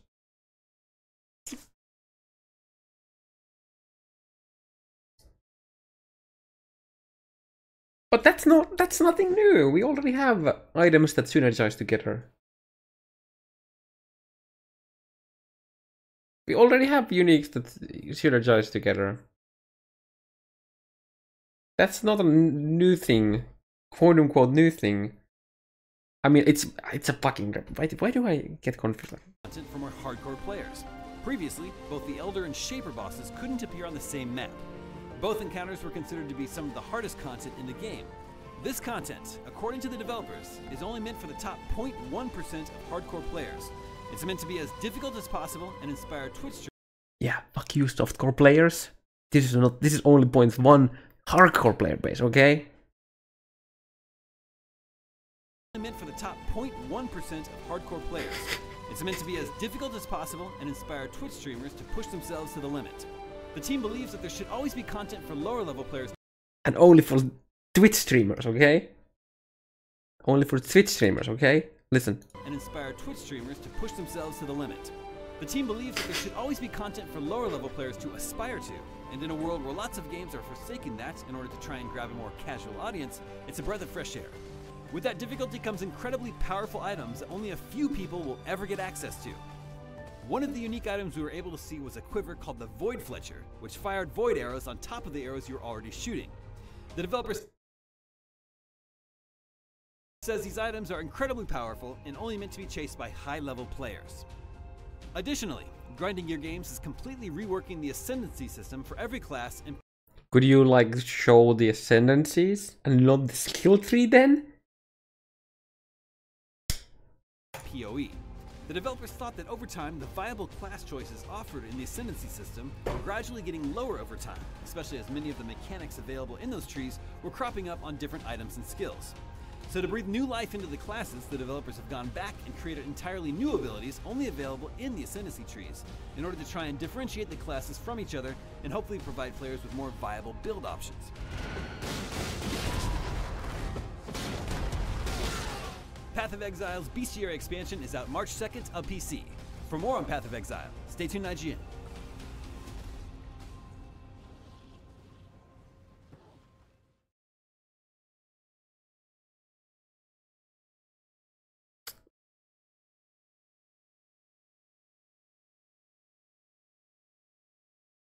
Oh god, I have to read this now. This is the trailer, right?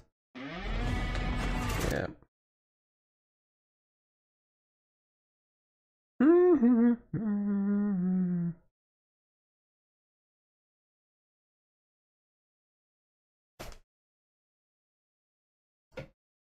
Spoilers.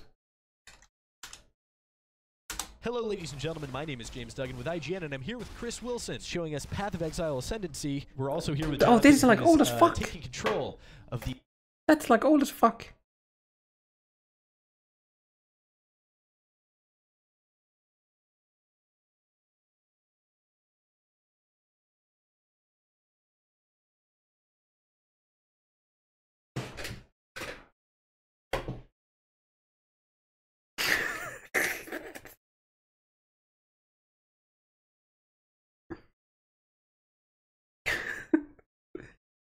I mean, I guess it makes sense if you're a new player. But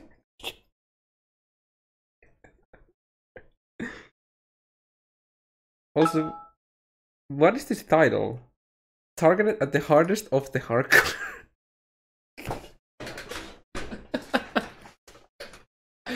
What's up, dude? Only for the hardcore, the hardest of the hardcore. 0.1 hardcore plays who stream. Uber Elder, let's go.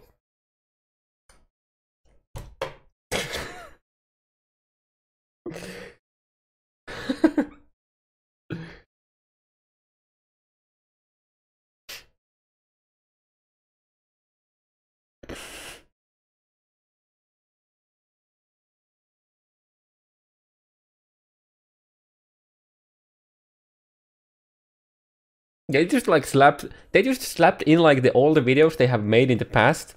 They start with the new expansion trailer. Then they go back to Ascendancies. Then they go to a 20-minute play video. There are special enemy types who have of cruel difficulty. Who are more powerful than the common types, and they from have a chance to drop better stuff. So all of the I don't know how long ago, like pretty common for the genre. I mean, anyone who's familiar. And then they go to 10 minutes of fuck's sake. Then they go to the Xbox video. And in the middle, they talk about the new stuff. Hey everybody, Joshua Mobley here from IGN.com, and I'm joined. And now they go to the war for the Atlas. Like what? They just slapped in everything they have done so far together in one.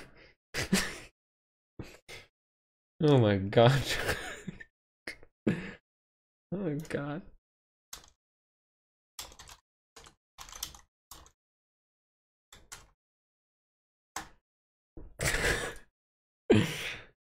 Path of Exile's next league adds monster hunting, ascendancy overhand, insane challenges. Okay, that's... The title is okay. It's okay. That looks so nice. Can I have this as a pet? Okay, thanks.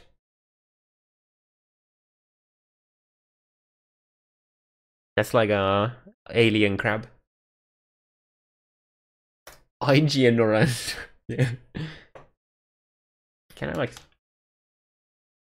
What is that?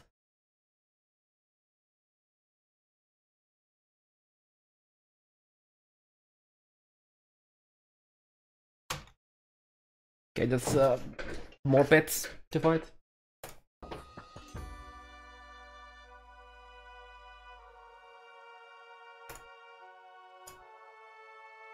Okay. Do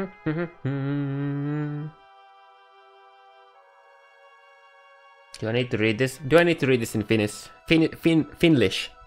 Okay, guys. Finlish. Path of Exiles.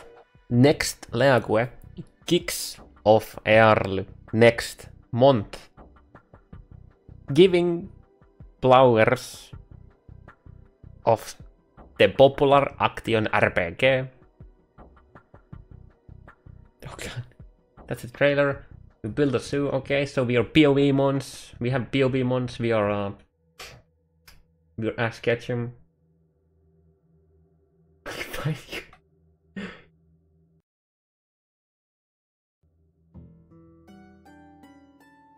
I wish I had time to read this shit. If I wasn't streaming, I would also actually read all of this, I think. Even though it would give me cancer, but still.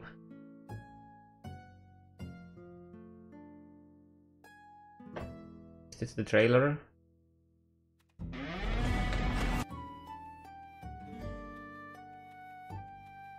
Are these the same screenshots?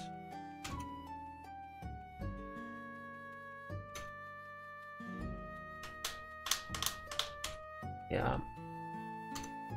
Same screenshots.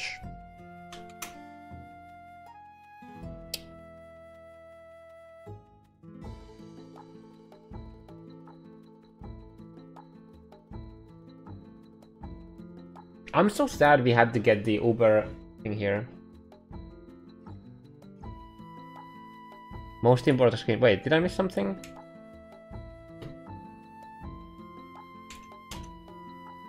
This one? I've went through all of this shit already.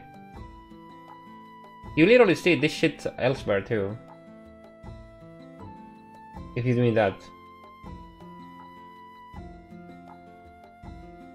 Yeah, you can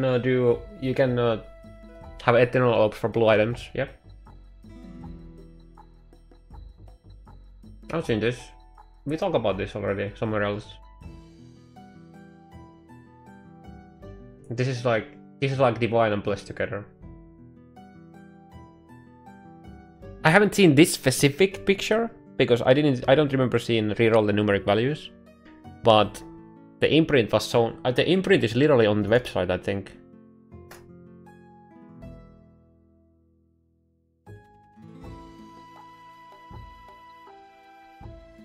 It's somewhere here, right?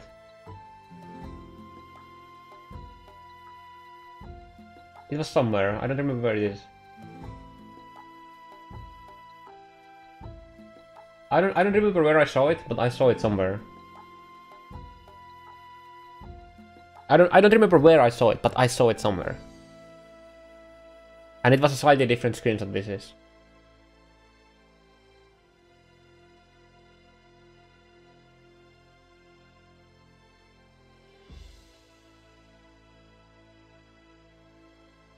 I'm sorry.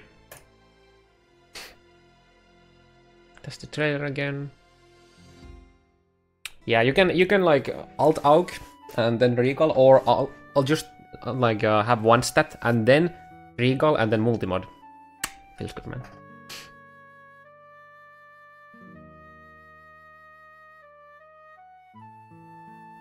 Doesn't look like there's nothing new here. I wanna see like an interview with Christian shit, like them playing or something.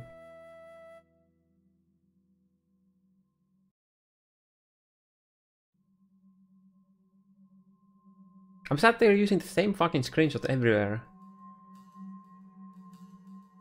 Trailer again. What is this screenshot? Create a rare map with at least 6 mod. Yeah.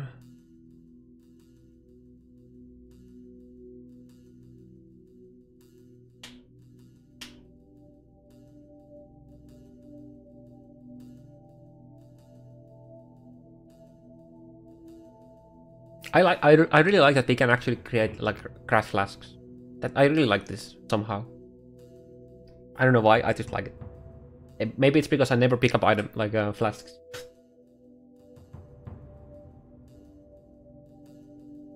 When I should be picking up.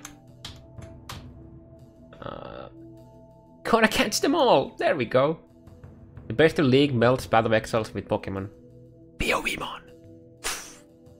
Yoji better fucking make a trailer for this. Yoji, if you're here, if you ever see this, not like you're gonna watch this 2 hour plus video on YouTube about me looking over the things, you better fucking make a video. Thanks. What's this? Same shit, I think, yeah. Same screenshots. I don't think I have seen a close up of this. It's whatever. There's nothing in there. Berserker. Fuck is this?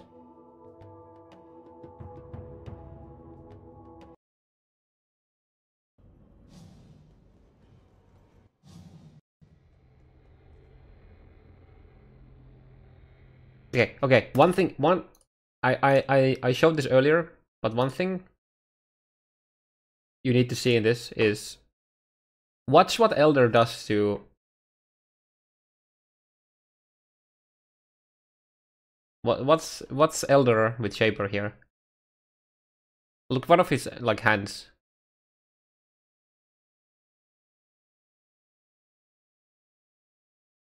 He's literally pushing Elder's face to the ground there.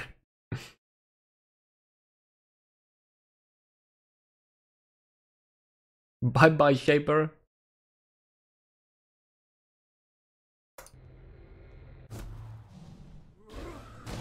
Also, look at Zana. Zana, what is this? Zana the Zana God.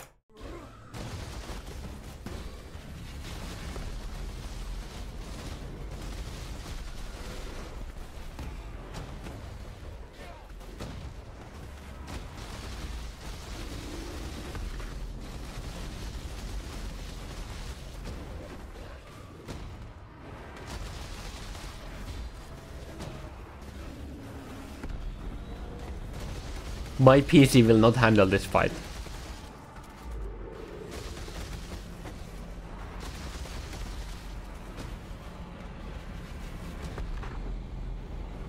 Oh wait, he actually... Oh my god. That is gonna kill so many people. This here is gonna kill so many people. He freezes you in place and then Shaper is just gonna be like... And you die.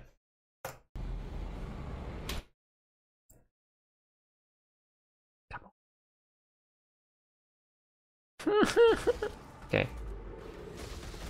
Or Shaper slamming into the middle.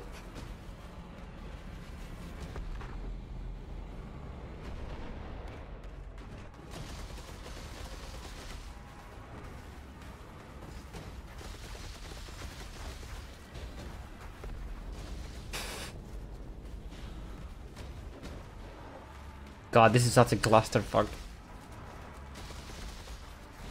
I'm glad it's only one Shaper, I think.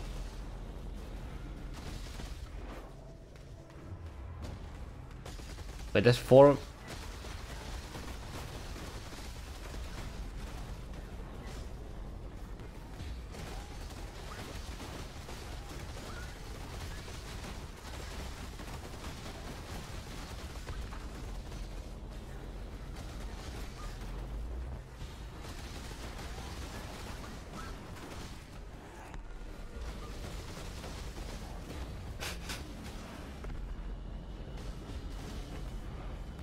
Oh yeah, so when you have the bubble, then you can only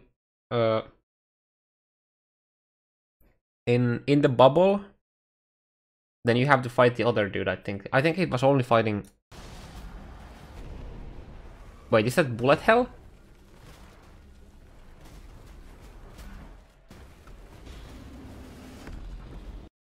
You have a mini bullet hell in this fight? Are you kidding me?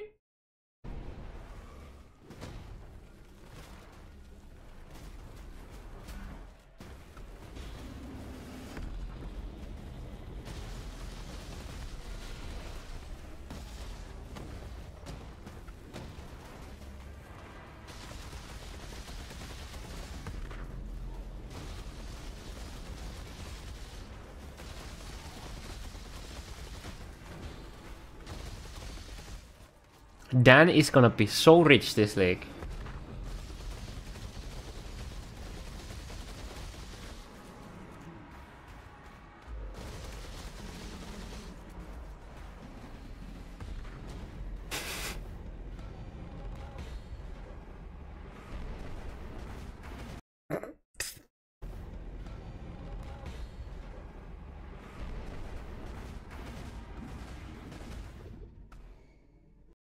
He was using 5-link too, look.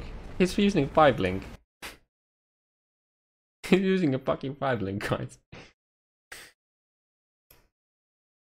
Okay. That's something.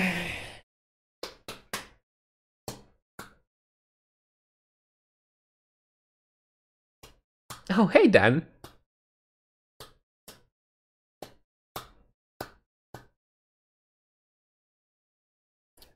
Want to sell Elder Orb 20 Exalt?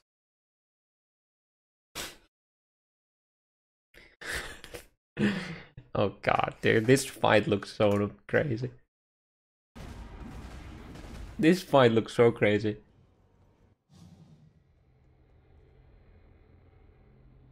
The Elder Orb doesn't come after the fight, according to the article. Wait, what?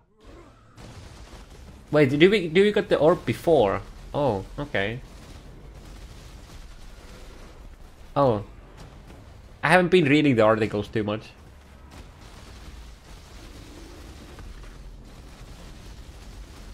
LR comes after you get all the other 15 orbs. Yeah, but where do you... Like, how do you actually get the 16 orb?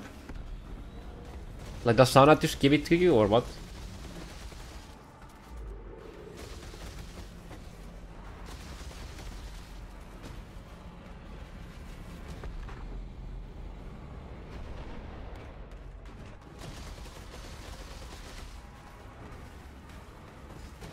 Oh, so okay, so you just get the orb right away when you get the 15. Okay, I see.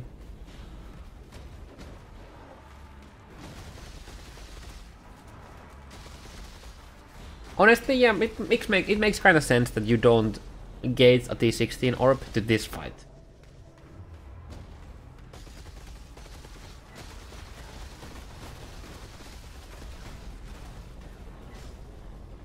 The Quiver looked... I mean, the Quiver looked like we didn't see the Quiver, but just that it shoots like arrows, like fun, like I don't know, like ghost arrows or something like that. The items better be insane.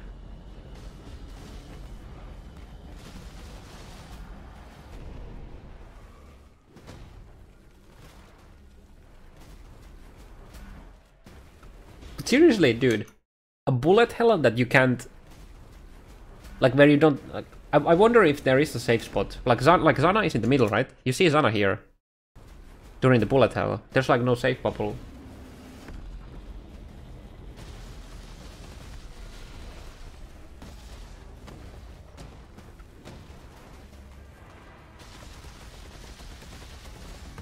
I wonder if you can just face tank everything with a Mana Guardian and a low life Righteous Fire, assuming Guardian doesn't get dumpstered this league.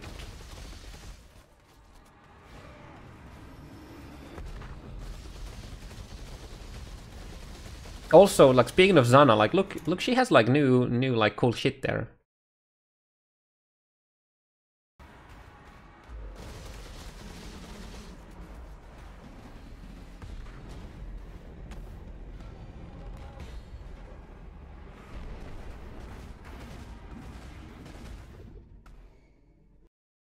That fight looks so crazy.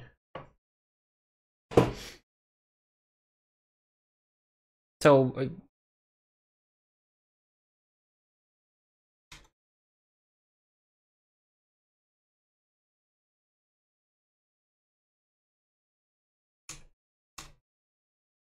can somebody give me the link that has mentioned? Wait, was it this? Was it Gamepedia? No, was it Gamepedia?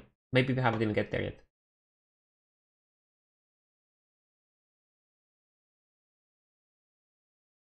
And I wanna see screens of the Guiver too.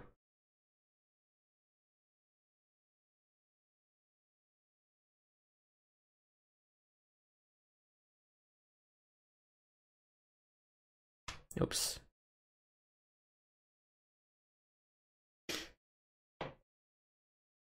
Is there anything new here that we haven't seen? Corrupt an item, guaranteeing the legitimate outcome. This has to be pretty expensive. These are probably like the...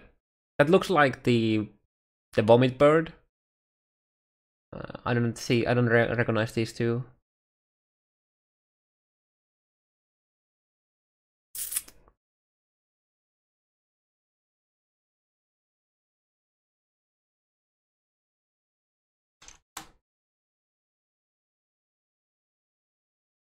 Arrows, spears, and a shield like target. Consumes a void charge to trigger level 20 void shot when you fire arrows. Void charge. Has, yeah, chaos damage ES. Cold dress, mana gain on kill, projectile speed, maximum void charges.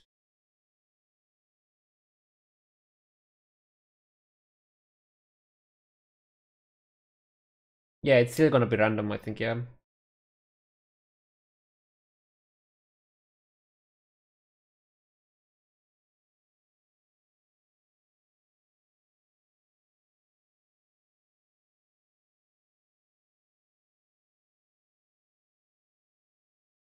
being able to never prick a 6-link is insane. Even if you don't get like an insane even if you don't get like any insane implicits, but the fact that it doesn't prick is massive. Guys, we can corrupt our 6-links. Also for a lot of other things like Guivers, boots, going for +1s on Zintrex, or yo Dan, are you gonna use in Zintrex or are you gonna using the new Greed trap for the Quant? Feels good, man. So this is basically like okay, so it consumes a charge to trigger level 20 void shot. And then we have plus maximum void charges.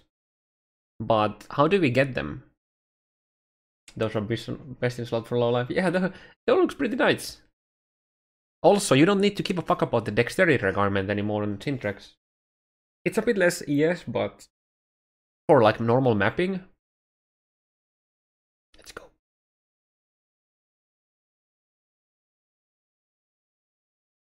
Yeah, assume you get them from killing monsters. Yeah, but it's just like, it's weird that this unique doesn't like tell you that you get them. Void charges regen 1 a second. Oh. Go away. I'm gonna keep my eye blocker. Oh, there's an... Okay. Yo, guys. You remember we have new set items, and then the dude is hovering over like white and red, like white and yellow items, like... Okay.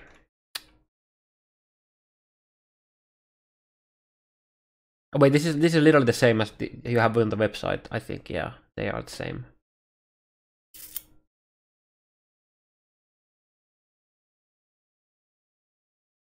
Do I actually need to read these? Blah, blah.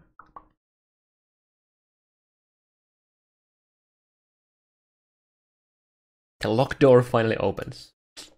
So then, question is, I mean others too, did they purposely leave Uber Elder out from the expansions? They could have it here to pleasure people who don't like the league, or did they just run out of time? Speed reading.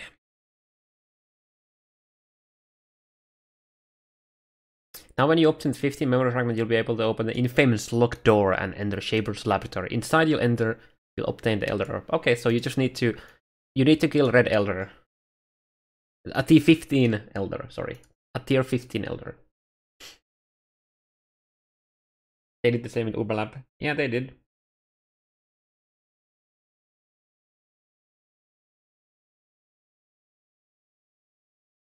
This portal will allow you to upgrade the tier of any map on the Atlas. This is like... This is godsend if it's actually meaningful to run the high tier maps.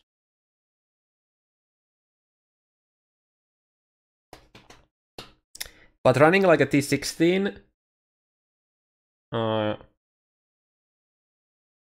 map that you really enjoy running, it's gonna feels bad, man, if you can't even obtain the maps. I'm partial to Battle of Exile Monster Hunter Edition. PoEMon. Means a lot less Guardian maps to rip sharper. Yeah.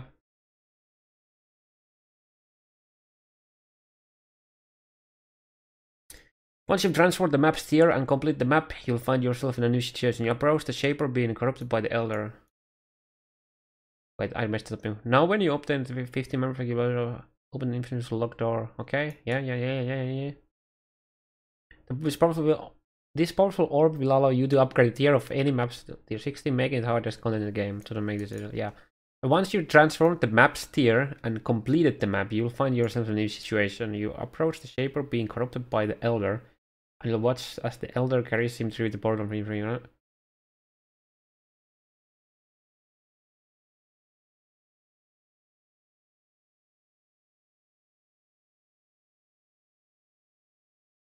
Okay, so after you kill the Red Elder, in T15, you go get the Elder Orb. You shape a map into a T16. You complete T16 map. And after that, when you go normally to Shaper's Realm, you actually get to fight Uber Elder? Or... Wait, huh? What?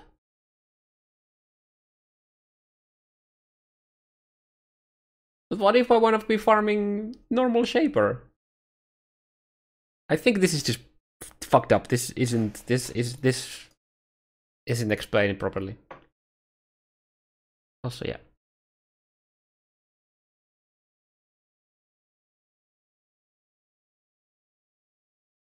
Sounds like the T16 map takes you to shape Elder.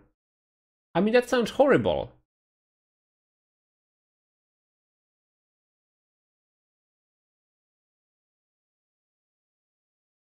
The question's already set out. You get the 50 memory fragments.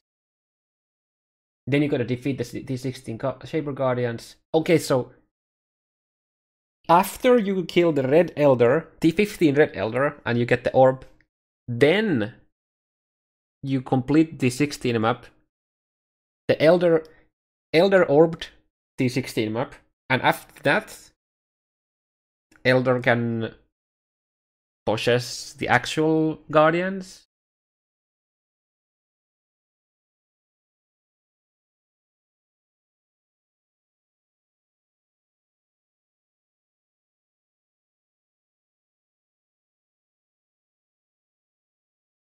So you still have to get Elder to pop into red tier maps and then hope that he goes into the actual Shaper. Right? And then you can't complete the Uber Elder fight anymore again. Like you oh my god.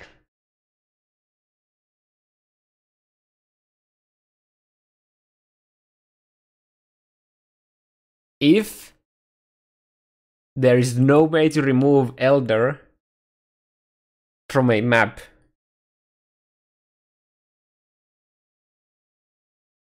imagine not being able to complete the Uber Elder if you get there first, right?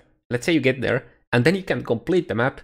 You can't farm Shaper anymore, because Elder is possessing the Shaper's realm, and there's no way to remove Elder from your atlas. Brought by... Yay, good times. They have to have, like...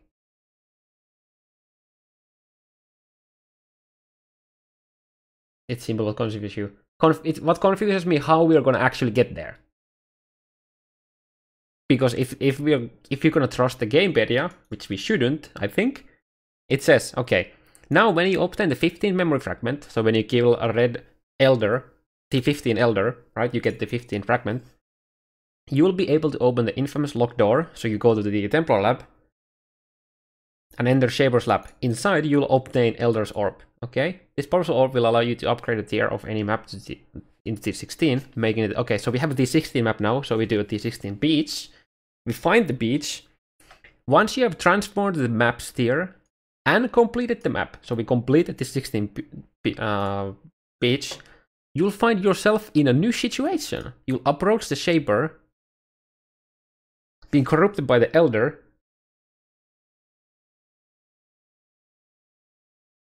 How do we actually approach the Shaper? Do we need to get Do we need to kill the T16 Guardians possessed by Elder Guardians, and then we got the fragments, the 4 fragments, or I guess we don't get the fragments because we just have to kill the Guardians. And I mean, I would assume we would get the pieces to enter the Shaper's realm, and then we enter the Shaper's realm.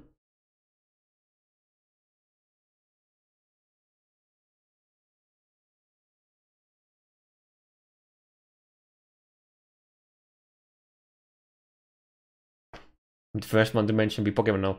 PoEMon. There's no need for the K in the middle, it's PoEMon.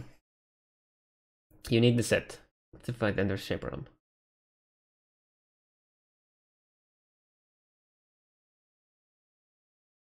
Fuck, I lost the...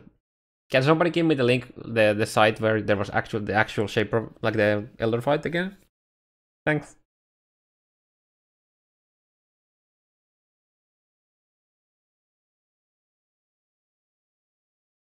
In before it's actually here. It's not okay. If you decide to upgrade to T16, you have to kill Uber Elder.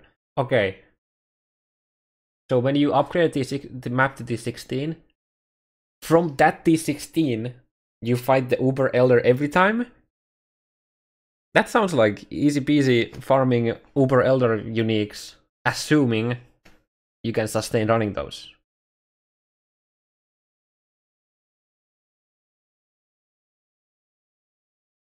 Sounds weird.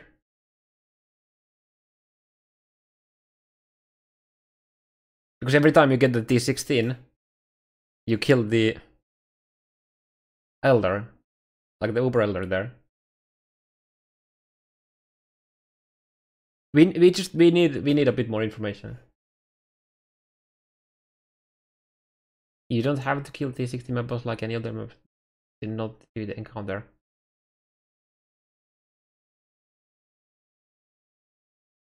The Guardians get Elder Guardians. You must enter ranks. Yeah. But what I don't understand is why does that happen when we Elder or this like mapping into T16? So wait, does that mean that when okay, I think I get it. When you shape a map into a T16, when that happens, Elder possesses Guardians and Shaper. I guess that's but this isn't exactly the how it's explained here isn't exactly clear. Okay, that's just what I'm saying. It's not clear how like the explanation how it happens. It's not clear. Can you show me where they are confirmed it works like that? I'm assuming it works like that. It makes the most sense, but it's not explained.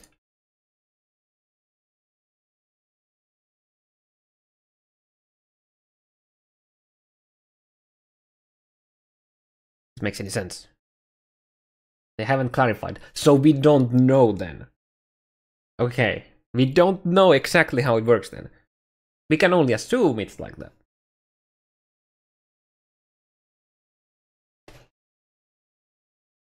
Don't assume my gender, okay?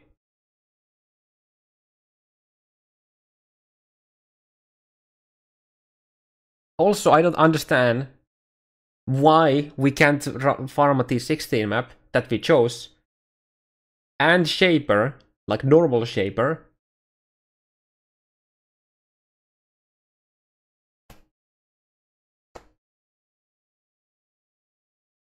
Also, upgrading a map into a T16 will make it even slower to farm the Uber Elder, because now you have 5 different T16 maps.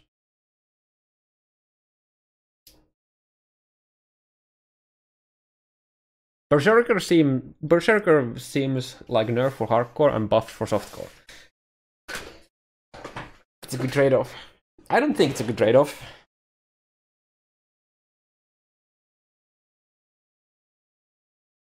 I don't like the idea that when you shape a map that you like in the T16, you will only find Uber Elder now. I mean, I guess it makes it easy. Okay, so I guess it makes it easier to consistently farm Uber Elder. So you don't have to you kill Elder, he leaves your Atlas, you get the shit done again, and then you hope that he goes into the middle again. I guess it's consistency for farming that is why they come to the conclusion of doing it like that. If it works like that.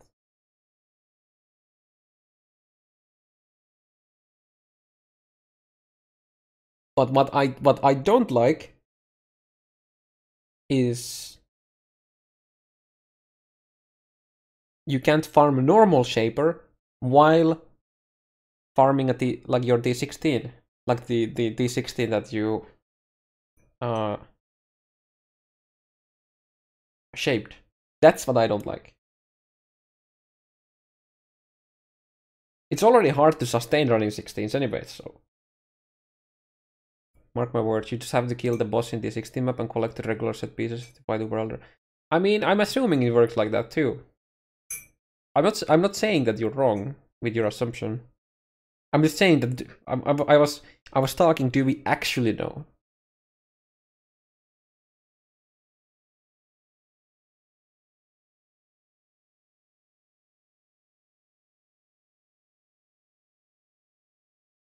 To me, it just feels like a very odd limitation. If that makes any sense.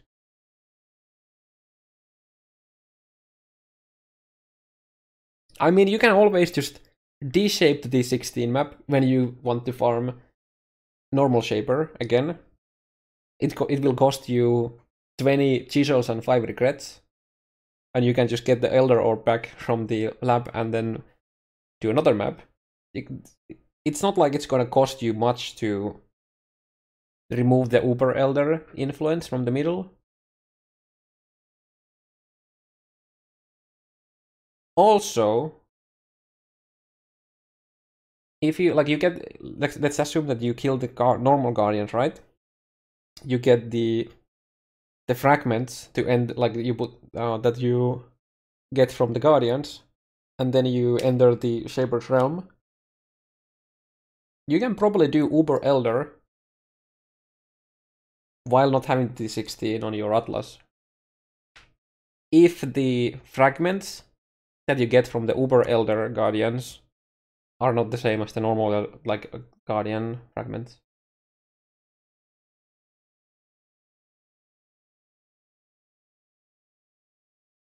The thing that will cost you is if you want to add remove the T16 Guardians. Yeah.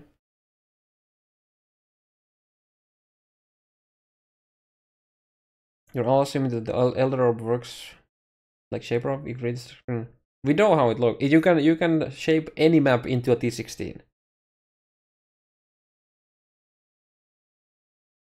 There's no confusion about that.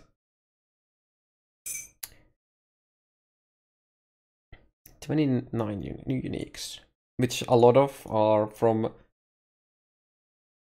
the Uber Elder and the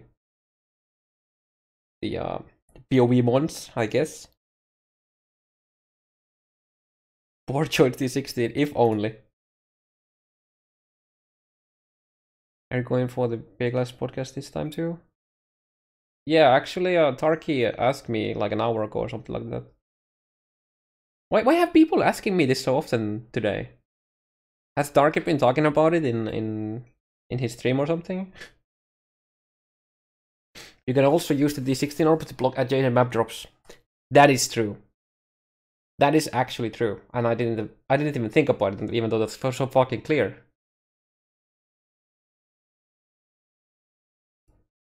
It doesn't say shape. Oh, okay. Okay. Let me rephrase. You will upgrade a map into a T16. It doesn't matter if it doesn't use the word shape, right? Where the fuck is the orb?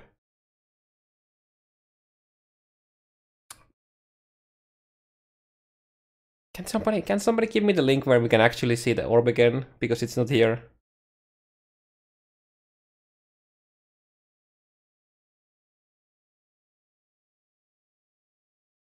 Or no, wait, it's here. It just didn't load. My bad. Upgrades any map on the Atlas to tier 16. It works exactly like the Saber, except it doesn't shape the map. It just upgrades. Wait, actually, wait. What does...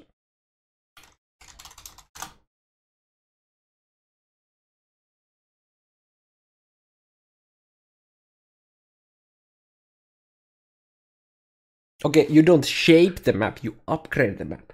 So it's the exact same. The only difference is that you can do it on any map. That's the only difference.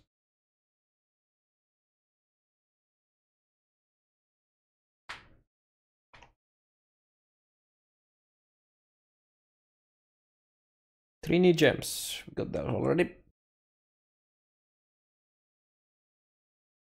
Thank you, Gamepedia, for not showing a old as fuck video showing Assassin. Thank you. Thank you.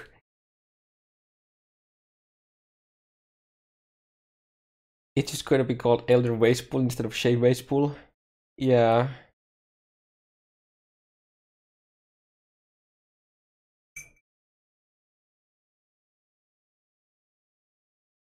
Elder Boreal Chambers, let's go. What about that beta video? Oh my god. Oh god. Okay, next one. I like the website. Are these the same screenshots? Hey, look! Twitch chat has been added to the game. I'm gonna catch you all.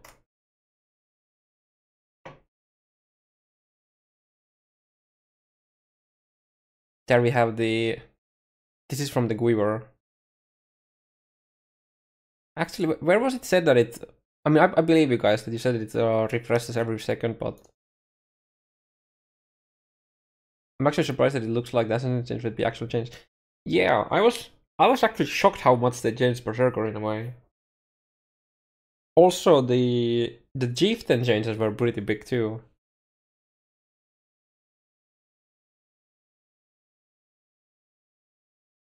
I'm also curious if we will get the rage outside of Berserker, or if it's a Berserker only thing. I would assume it's only Berserker thing, but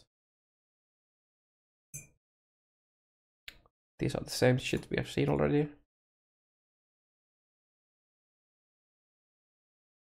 The Zookeeper!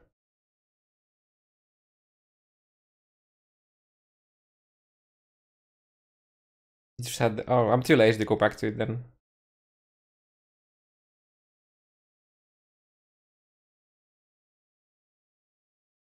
That's the trailer. I mean, okay, it was RPG Gamer, right? The last website, so it's here.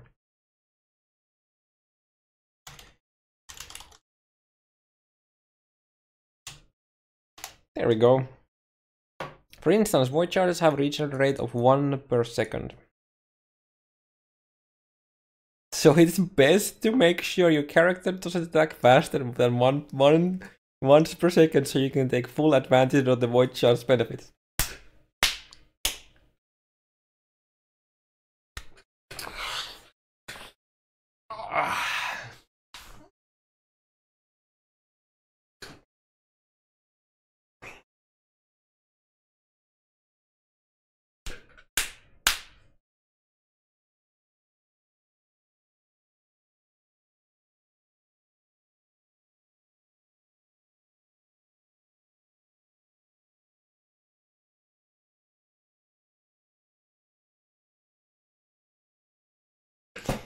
Hey guys.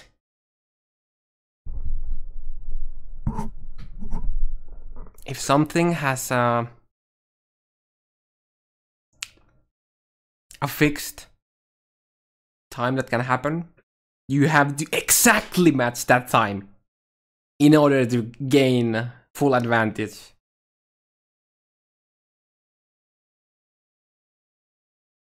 Exactly.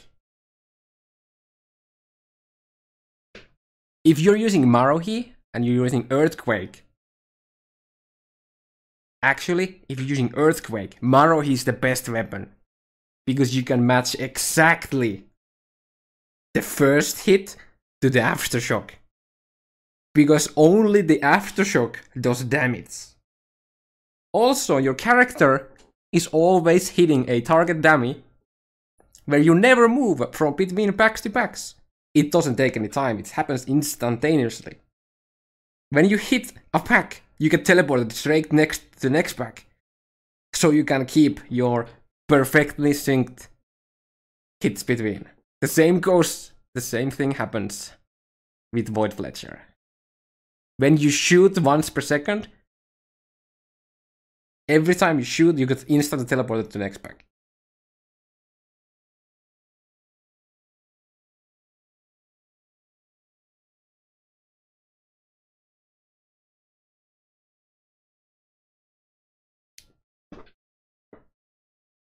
Fuck.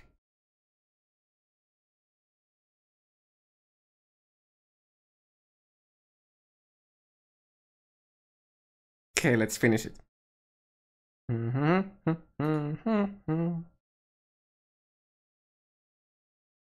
I should have used the goofy, like put the goofy on my head, so you only see the goofy and then read this. That would have been so good. No. Remember, guys.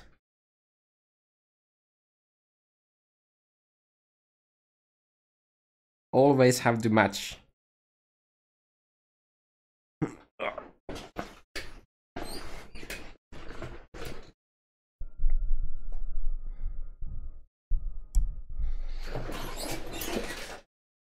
Well, technically it's true full advantage of mechanic, not use skill with its full potential. Okay, tell me, what's the difference in the case of Void Fletcher? What's the difference between hitting 2 times a second and once a second? If you hit once a second, you hit, then you move on, then you hit, versus you just you take full advantage of it as long as you can keep the charges down whenever you want to. You don't have to match it. You will literally gain all the benefit from hitting faster than the recharge. Just saying. It's just you won't always, when you hit, get the benefit, but that doesn't matter.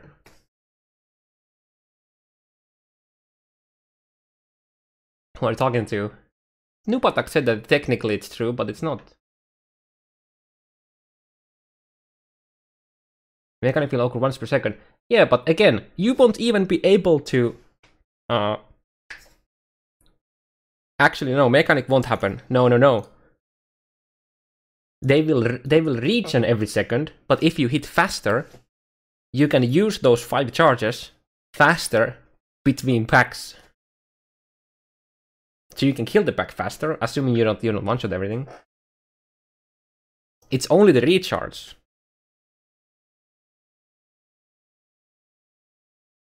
You're just price fixing with this shit propaganda like you're already driving Maroi price. Yeah. I'm gonna buy all the Marois.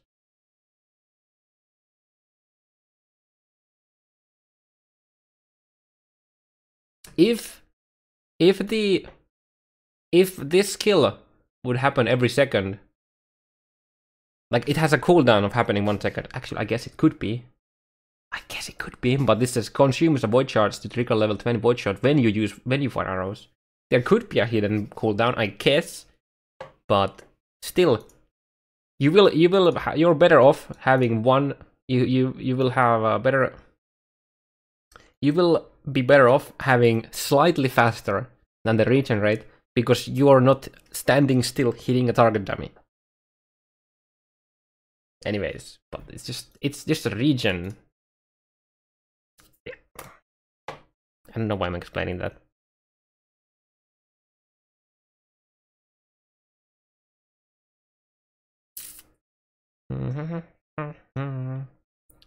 There's nothing here. That's such a small. That's such a small article.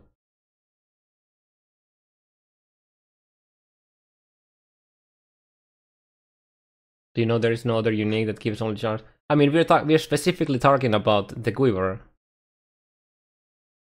And in the case of the Quiver, which is the context, hitting once per second is worse than hitting faster than once per second.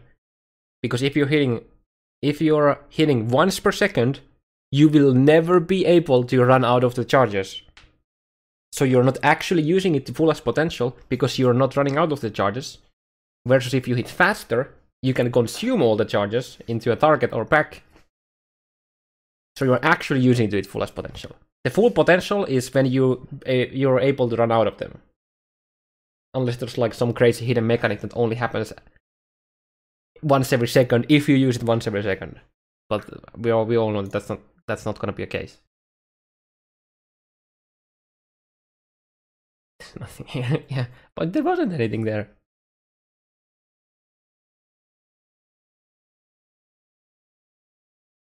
I think we've seen this already.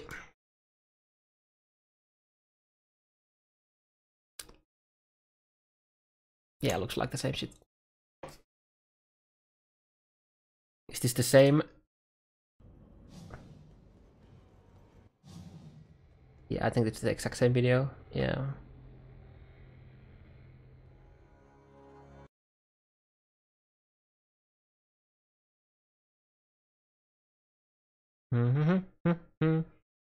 By the way, Lind, I'm ready to go back to map soon.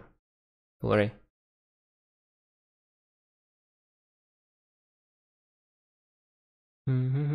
It's all been like 2.5 hours. I'm gonna take like a quick look at the Reddit too. If there's anything, I'll select the music back. Preview.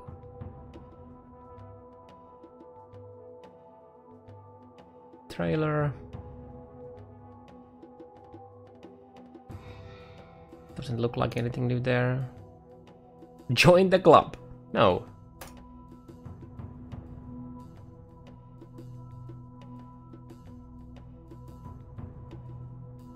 I think Garshby Murray is finally dead.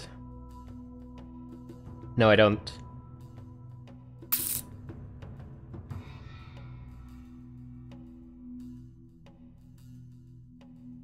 I am excited to see the all the changes to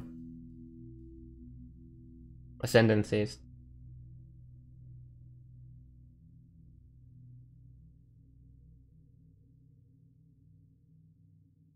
And then let's take a quick look at Reddit.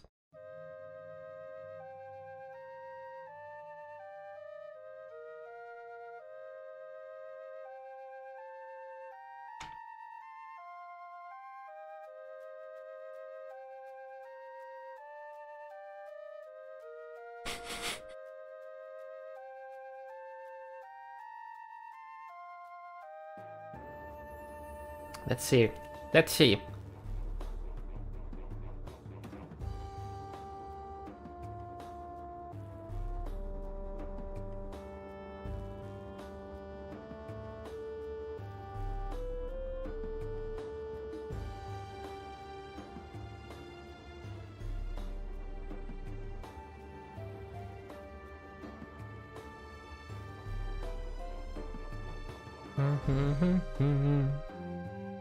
It was designed so that regular players can see almost all of it.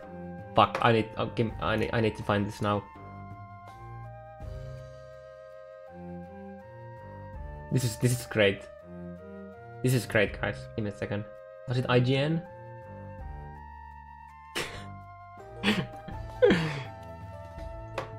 You'll see a lot since you can capture any beast-like creature throughout the breaklast and take it to your menagerie. It was designed so that regular players can see almost all of it. Path of Exile's Bestiary expansion. Expansion? Question mark? Is targeted at the hardest of the hardcore.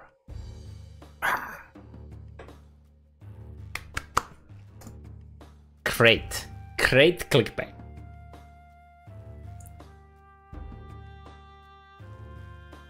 Actually, I think that's a bad for clickbait too.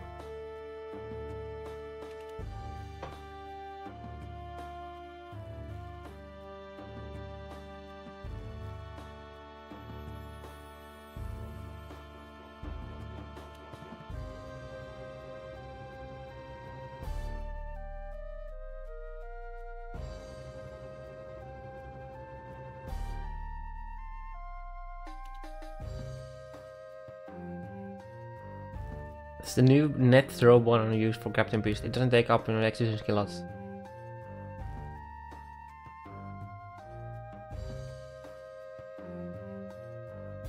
Thank you. Thank you for that, Bex. That's good. That's good to know. So it doesn't take a skill slot.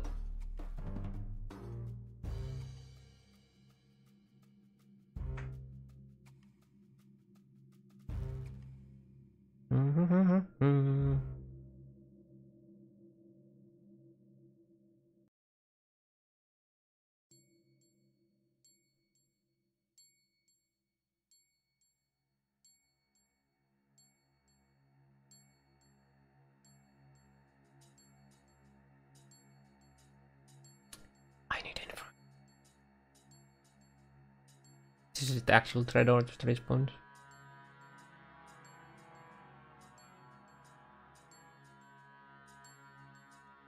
Oh yeah, I could just do this. Again.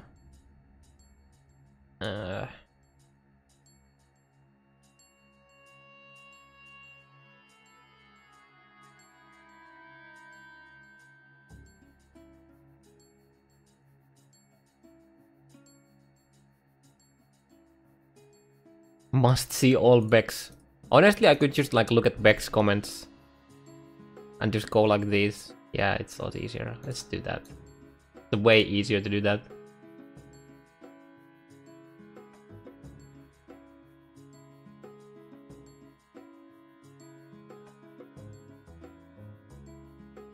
So we check Beck's comment history in Reddit.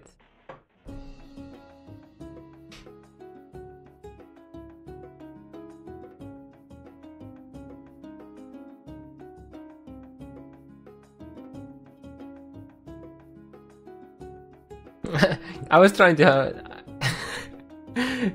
Oh god. This is a good thread. This is a great thread.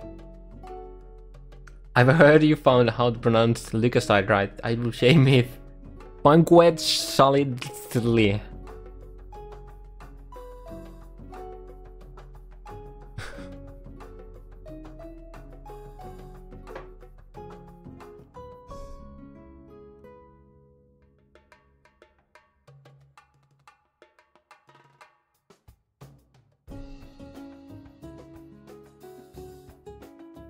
The fuck do you... I don't know. Fine. Let's go back to reading Beck's comments, okay?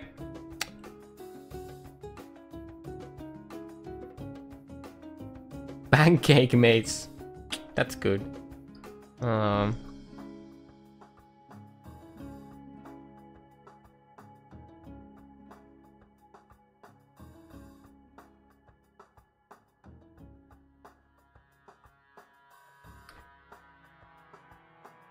What are we gonna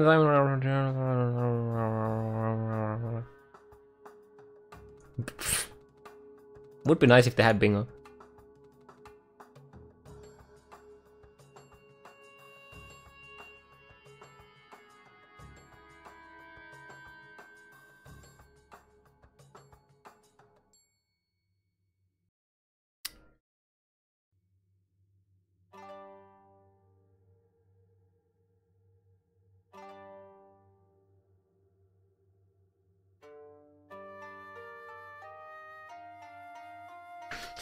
If you throw the net first and kill it, it still captures it. Feels good, man.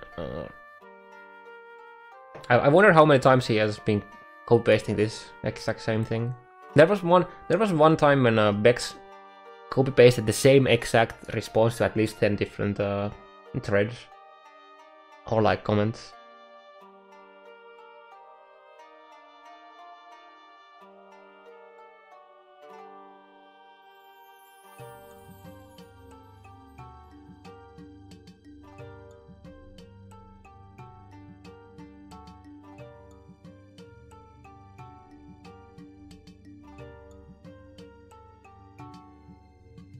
Does the base physical damage of Spectral show shield throw increase with level? This is ships detained, but it's roughly 1.2 APS base, which is the unarmored speed. Okay, so we were guessing that it's the unarmored speed. Okay. Added damage goes it's feeling as like gem levels, but yep. Somebody said that to take a guess that it's very likely not unarmed damage to offhand.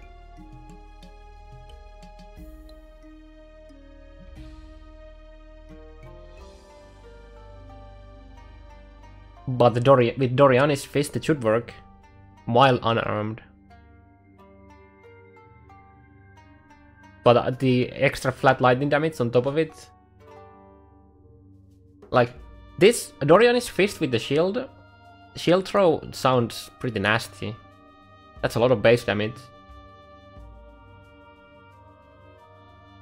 But it doesn't benefit from the unarmored damage stats that refer to unarmored, may be renamed to talk about unarmored attacks, but yeah. It was pretty clear that it doesn't work with Facebreaker.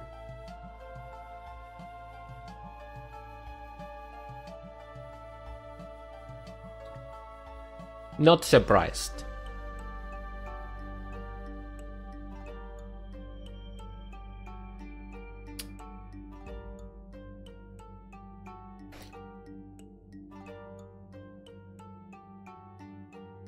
Anyone got an idea if shield throw works with chain fork? It does. However, it only shatters at the end of projectile flight.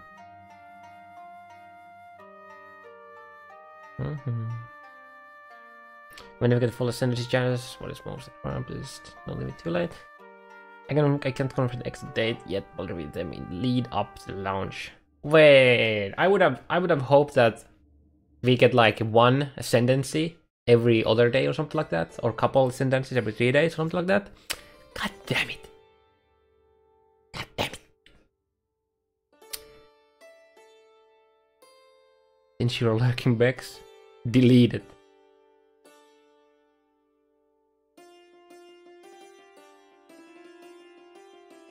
Now I wanna see the thread.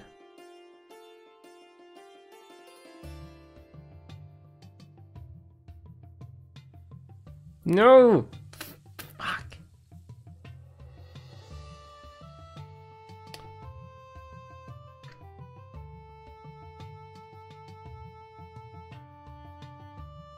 Oh, okay. I didn't even consider that makes sense. Only the base defense or armor, I mean, not defense, the base armor or evasion from the shield is applied to the damage.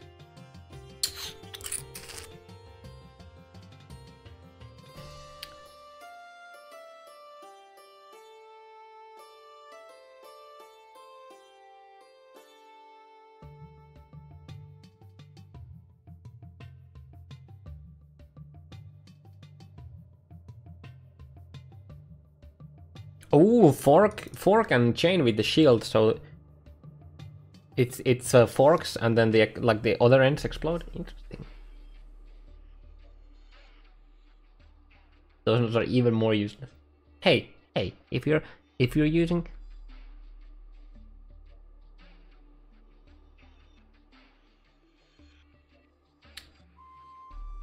you're doing an evasion based build using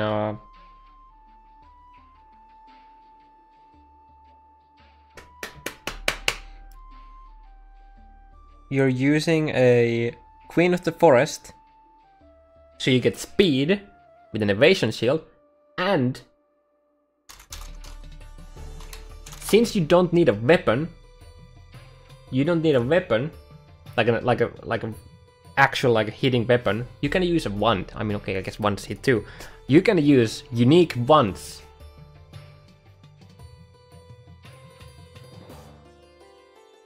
You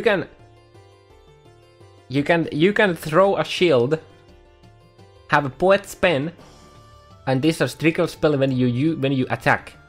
You don't have to attack with the wand.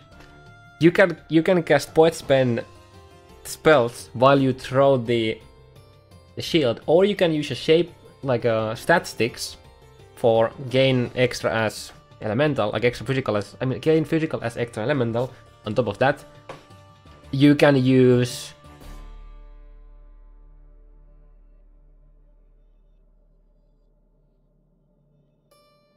Void Battery. You get spell damage per power chance. You get a decent amount of crit chance. You're gonna get a lot of spell damage, and then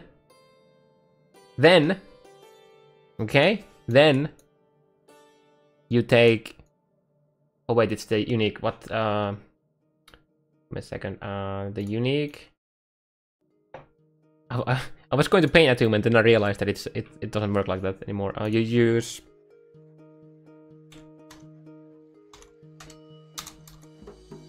You use Crown of Ice, okay. You use Crown of Ice, increases the reduction in spell damage, also happens to attacks.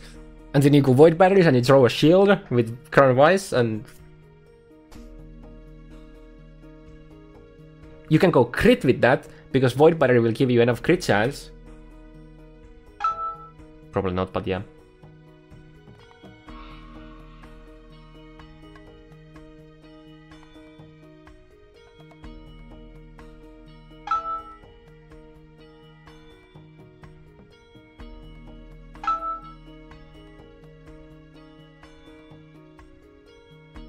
Is there anything other cool shit here? Enemies you kill have a 20% chance to explode, dealing quarter of their maximum life with chaos damage. You throw a shield, they die. Pff, let's go. Let's go. What else?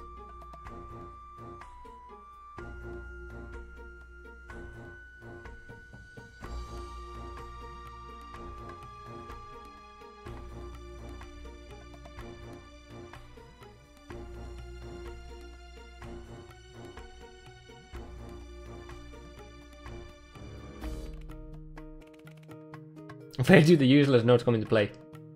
You get more evasion from the shield, which gives you more movement speed. Let's forget Queen of the Forest has a cap, so you're not going overboard. So you're just getting the 100 movement speed by having all of the evasion from the shield. So you don't need evasion or other gear pieces anymore because all you use the nodes to get enough evasion from the shield.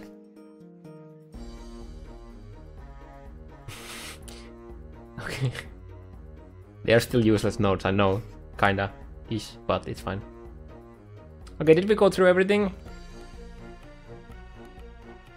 I think we went through everything that there is to go. It only took almost 3 hours. What's this?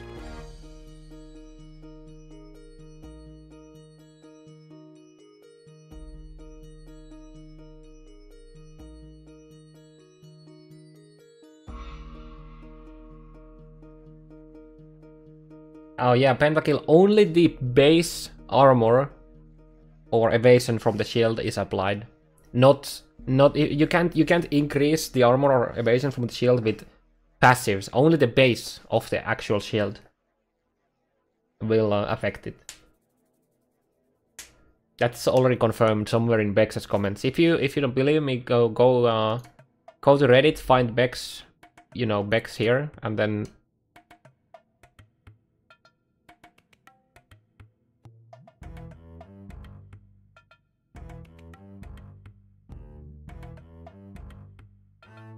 it's somewhere here.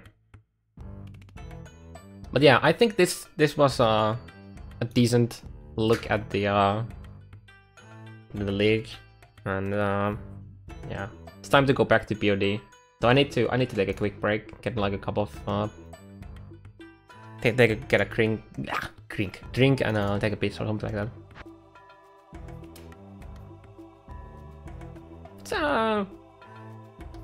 There's a lot of interesting stuff in there, but we need more information about the ascendancies and all that.